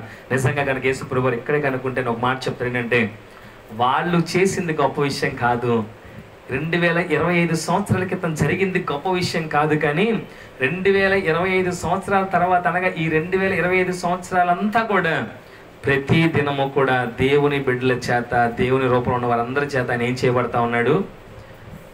అవమానించబడతా ఉన్నాడు. కొంతమంది క్రైస్తవులు చేసే పనుల వల్ల ఆయన విమర్శించబడతా ఉన్నాడు. కొంతమంది సేవకులు చేసే పనుల వల్ల ఆయన విమర్శించబడతా ఉన్నాడు. కాబట్టి దేవుని బిడ్డలారా, ఈ రోజు మనం ఎలా ఉండాలంటే ఆయన దప్పుకి తీర్చేవారిగా, అనగా ఆయన్ని కనపరిచేవారిగా ఉండాలి తప్ప చేదు చిరిక, చేదు జీవితం, చేదు అనుభవాలు ఆయనకిచ్చి ఆయన అవమానపరిచేవారిగా ఉండకూడదు. మన జీవితము మారా నుంచి మధురంగా మార్చబడాలి. Praise the lord. హల్లెలూయా. క్రైస్తవులంటే ప్రేమ కలిగిన వాళ్ళు, క్రైస్తవులంటే క్షమించే వాళ్ళు, క్రైస్తవులంటే దేశం కోసం ప్రార్థన చేసేవాళ్ళు, క్రైస్తవులంటే వారి కొరకు మరణించిన క్రీస్తుని అనేక మందికి ప్రకటించేవారు అనిపించేవాళ్ళు తప్ప మన క్రియలు, మన మాట, మన ప్రవర్తన వల్ల ప్రతిదినం దయచేసి ఆయనకి సిలువ వేయకండి, మన క్రియల వల్ల ప్రతిదినం ఆయనకి మేకులు కొట్టకండి అని అంటూ ఉన్నాడు. అమ్మా, వాళ్ళు కొట్టింది ఒకసారి, మీ వల్ల 2020 సంవత్సరాలు ప్రతి దినము కూడా మేకులు కొట్టించుకుంటున్నా, కేవలం మీ వల్లే. హల్లెలూయా. కాబట్టి ఈ రోజు మనం ఎలా ఉండాలంటే ఈ మాటల ద్వారా లేదా దేవుని యొక్క సందేశము ద్వారా ప్రతి దినము కూడా ఆయన దప్పుకి తీర్చేవారిగా, ఆయన్ని కనపరిచేవారిగా, మన మాట వల్ల ఎదుటివాడు సంతోషపడేవారిగా మాట్లాడదాం. మన క్రియల వల్ల ఎదుటివాడు నొప్పించుకోకుండా క్రియ చేద్దాం. మన యొక్క ప్రవర్తన వల్ల ఎదుటివాడు మోసపోకుండా ప్రవర్తిద్దాం. ఇవన్నీ చేయటమే దేవుని చిత్తాన్ని నెరవేర్చటం. అలా ఎవరైతే దేవుని చిత్తాన్ని నెరవేరుస్తారో వారే దేవుని దప్పికను తీర్చేవారు. హల్లెలూయా. కాబట్టి వీటన్నిటి మాటలను బట్టి మీరు కూడా అంత్య దినాల్లో మీ ఆత్మను దేవునికి అప్పగించే ధైర్యం కలిగి ఉండవలసిందిగా నేను ప్రకటిస్తూ నేను ఈ మాటలు ముగిస్తా ఉన్నాను. మోకరించండి, ప్రార్థన చేసుకుందాం.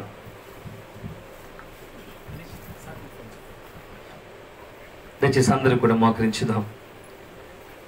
దేవుడు అద్భుతంగా ఈ రోజున ఆయనకి సిలువ ఎవరు వేశారు, ఎందుకు వేశారు, దానివల్ల ఎవరికి ప్రయోజనం, దానివల్ల ఎంతమంది మారారు, ఎవరు మార్పు చెందారు, ఎవరు నమ్మారు, ఎవరు నమ్మలేదని కొన్ని విషయాలు తెలియపరిచాడు. అలాగే సిలువలో పలికిన 7 మాటల ద్వారా ఆయన స్పష్టంగా మనందరితో మాట్లాడాడు. ఈ రోజున నీ జీవితంలో కూడా నువ్వు సరి చేసుకోవాల్సిన విషయాలు ఉన్నాయి. సరి చేసుకోకపోతే నువ్వు కూడా దేవునికి సిలువ వేస్తున్న వాడితో సమానం, నువ్వు కూడా కొరడత కొట్టిన వాడితో సమానం. ఏమీ తెలియని సైనికులు దేవునికి సిలువ వేసినప్పుడు యేసుప్రభు వారికి వారిని క్షమించమని యేసుప్రభు వారు క్షమాపణ అడిగాడు. కానీ ఈ రోజున అన్ని తెలిసి నువ్వు చేస్తా ఉన్నావు, అన్ని తెలిసి ప్రవర్తిస్తా ఉన్నావు. ఇలా చేయకూడదని తెలిసి కూడా ఒక క్రైస్తవుడిగా నువ్వు చేస్తున్న పనులు బట్టి ఈ రోజున దేవునికి నువ్వు తెలిసి సిలువ వేస్తా ఉన్నావు. అది నువ్వు సరి చేసుకోవాలి. దేవుడు ఒక్కసారి ముఖం తిప్పుకొని ఇక సమాప్తమైనని చెప్పాడా, నీ జీవితం సమాప్తమైపోతా ఉంది ఈ రోజున.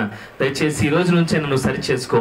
ఈ రోజు దేవుని పాదాల దగ్గర రా. అయ్యా, నువ్వు నా కొరకు మరణించావు, నేను నీ కొరకు జీవితకాలం కూడా నమ్మకంగా బతుకుతాను ప్రభు అనే స్థితికి నువ్వు రావాలి. దయచేసి ఈ రోజున అందరూ మోకరించి ప్రార్థన చేసుకుందాం. దేవుడు మనల్ని దీవించి మనల్ని ఆశీర్వదించి మనకు కూడా ఒక నూతనమైన అవకాశం దేవుడు ఇస్తాడు. ఈ గుడ్ ఫ్రైడే రోజు, ఈ శుభ శుక్రవారం ఎందుకో తెలుసా? ఆయన మన కొరకు మరణించాడు. అందరికీ కూడా అది బాధాకరం, కానీ పాపం నుంచి రక్షించబడేవాడికి అది శుభ శుక్రవారం, శాపం నుంచి విడిపించబడేవాడికి అది శుభ శుక్రవారము, నశించిపోయేవాడికి ఇది శుభ శుక్రవారము.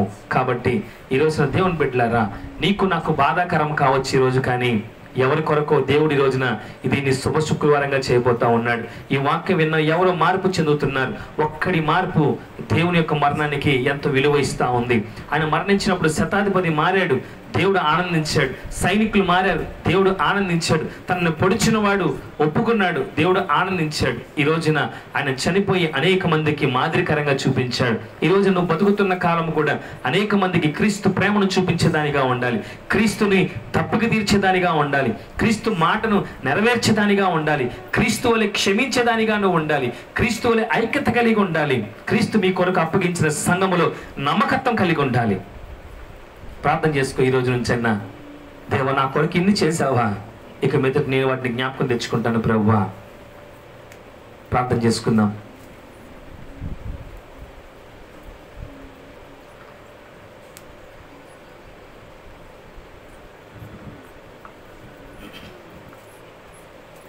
దేవానికి స్తోత్రం. హల్లెలూయా. మరణము గెలచి తిరిగి లేచిన మృత్యుంజయుడా నీకే స్తోత్రం. మరణము గెలచి తిరిగి లేచిన మృత్యుంజయుడా నీకే స్తోత్రం. మహిమ స్వరూపి నా యేసయ్యా, మహిమగా నన్ను మార్చినావా. మహిమ స్వరూపి నా యేసయ్యా, మహిమగా నన్ను మార్చినావా. అడుగడుగున రక్త బిందువులే, అణువణువున కొరడ దెబ్బలే. అడుగడుగున రక్త బిందువులే, అణువణువున కొరడ దెబ్బలే. నా యేసుకు ముళ్ళ కిరీటం, భుజములపై సిలువ భారం. నా యేసుకు ముళ్ళ కిరీటం, భుజములపై సిలువ భారం. భుజములపై సిలువ భారం, భుజములపై సిలువ భారం. సకల ఆశీర్వాదాలకు కారణభద్రుడు తండ్రి, పాదాలకు వందనాలయ్యా. నీ కృప, నీ కనికరము చేత ఈ రోజున నీ సిలువ త్యాగాన్ని మేము గుర్తు చేసుకుని కృపించాం. నిజమే ప్రభువా, ఈ రోజున నామకాదత నుంచి మేము బయటకు వచ్చాం. ఏ గుడ్ ఫ్రైడే రోజున గుండెలు బాదుకొని నామకార్థంగా ఏడ్చే బతుకు నుంచి సరి చేసుకునే బ్రతుకుగా మాకు ఇచ్చిన అవకాశాన్ని బట్టి స్తోత్రం. ఇక మీదట మేము నీ తప్పుని తీర్చేవారిగా, నీ వాక్యాన్ని నెరవేర్చేవారిగా, వాక్యానుసారంగా నడుస్తూ నీ ప్రేమను 10 మందికి చూపించేవారిగా, క్షమించేవారిగా బతికే జ్ఞానముతో నింపండి. వినటువంటి వాక్యాన్ని బట్టి ప్రభువా మేము సరిచేయబడి నీ బిడ్డలుగా జీవించే కృప దయచేయండి అయ్యా. నిన్ను వదిలేసి పారిపోయిన శిష్యులుగా కాకుండా నిన్ను హత్తుకున్న యోహానుగా మేము ఉండాలి అయ్యా. నీ కృప చేత, నీ పాదాల చేత మేము ఉండాలి. మీరు వదిలిపెట్టినటువంటి బాధ్యతను మేము ముందుకు కొనసాగించాలయ్యా. దయచేసి మమ్మల్ని క్షమించి, ఇప్పటిదాకా నేను విడిచిపెట్టి వెళ్ళామేమో, మా పాపములను బట్టి నీ దగ్గర రాలేదేమో, మాకున్న అవిధేయతను బట్టి రాలేదేమో, ఇక మీదట ఎన్ని ఉన్నా కానీ నీ సన్నిధిలో ప్రతి విషయంలో కూడా వచ్చి నేర్చుకుని మార్చుకునే కృప దయచేయండి దేవా. పండగ క్రైస్తవులుగా కాదయ్యా, ప్రతిదినము కూడా నీ బిడ్డలుగా బతకాలి, ప్రతిదినము కూడా నీలో బతకాలి, నీలో సంతోషించాలయ్యా. దయచేసి ఎవరు ఏమన్నా కానీ పట్టించుకోకుండా వారిని క్షమించే బిడ్డలుగా మమ్మల్ని దీవించమని వేడుకుంటా ఉన్నాను. నీ సిలువ త్యాగం ఈ రోజున మాలో నూతనమైనటువంటి మార్పును కలగచేసి నమ్ముచు నా ప్రభువా, మాలో ఇంకేదైనా పొరపాటు, లోపం, పాపం ఉంటే ఇక మీదట వాటి జోలిపోకుండా మమ్మల్ని మీ స్వాధీనపరుచుకుని మీరు నడిపించమని ఇప్పటిదాకా జరిగినటువంటి ప్రభువా ఈ వాక్య పరిచయం అంతట్లో మీరు మాకు తోడుగా ఉన్నందుకు స్తోత్రం. ఓపిక కలిగి కూర్చున్న బిడ్డలకు కూడా బలమును, శక్తిని మీరు అనుగ్రహించి మీరే మహిమ పొందమని నా ప్రభువైన యేసుక్రీస్తు పేరిట చిన్న ప్రార్థన ఆలకించమని అడిగి వేడుకుంటున్నాను తండ్రి. ఆమేన్, ఆమేన్, ఆమేన్. యేసు రక్తమే జయం, ప్రవేశ రక్తమే జయం. యేసు రక్తం సంపూర్ణంగా విజయం, అపవాదికి లయం. యేసు నామం జయం కలుగునుగాక, సాతానికి ఇప్పుడు ఎల్లప్పుడు సమస్తం సర్వనాశనం కలుగునుగాక. ఆమేన్, ఆమేన్, ఆమేన్. తండ్రి అయిన దేవుని ప్రేమ, కుమారుడైన యేసుక్రీస్తు వారి కృప, పరిశుద్ధాత్మ యొక్క అన్యోన్య సహవాసం, సన్నిధి, ఆశీర్వాదం మనకు, మన కుటుంబాలకు, ఈ ప్రాంత ప్రజలకు నిరంతరం తోడే ఉండును గాక. Amen, amen, amen. Praise the Lord. మీ అందరికీ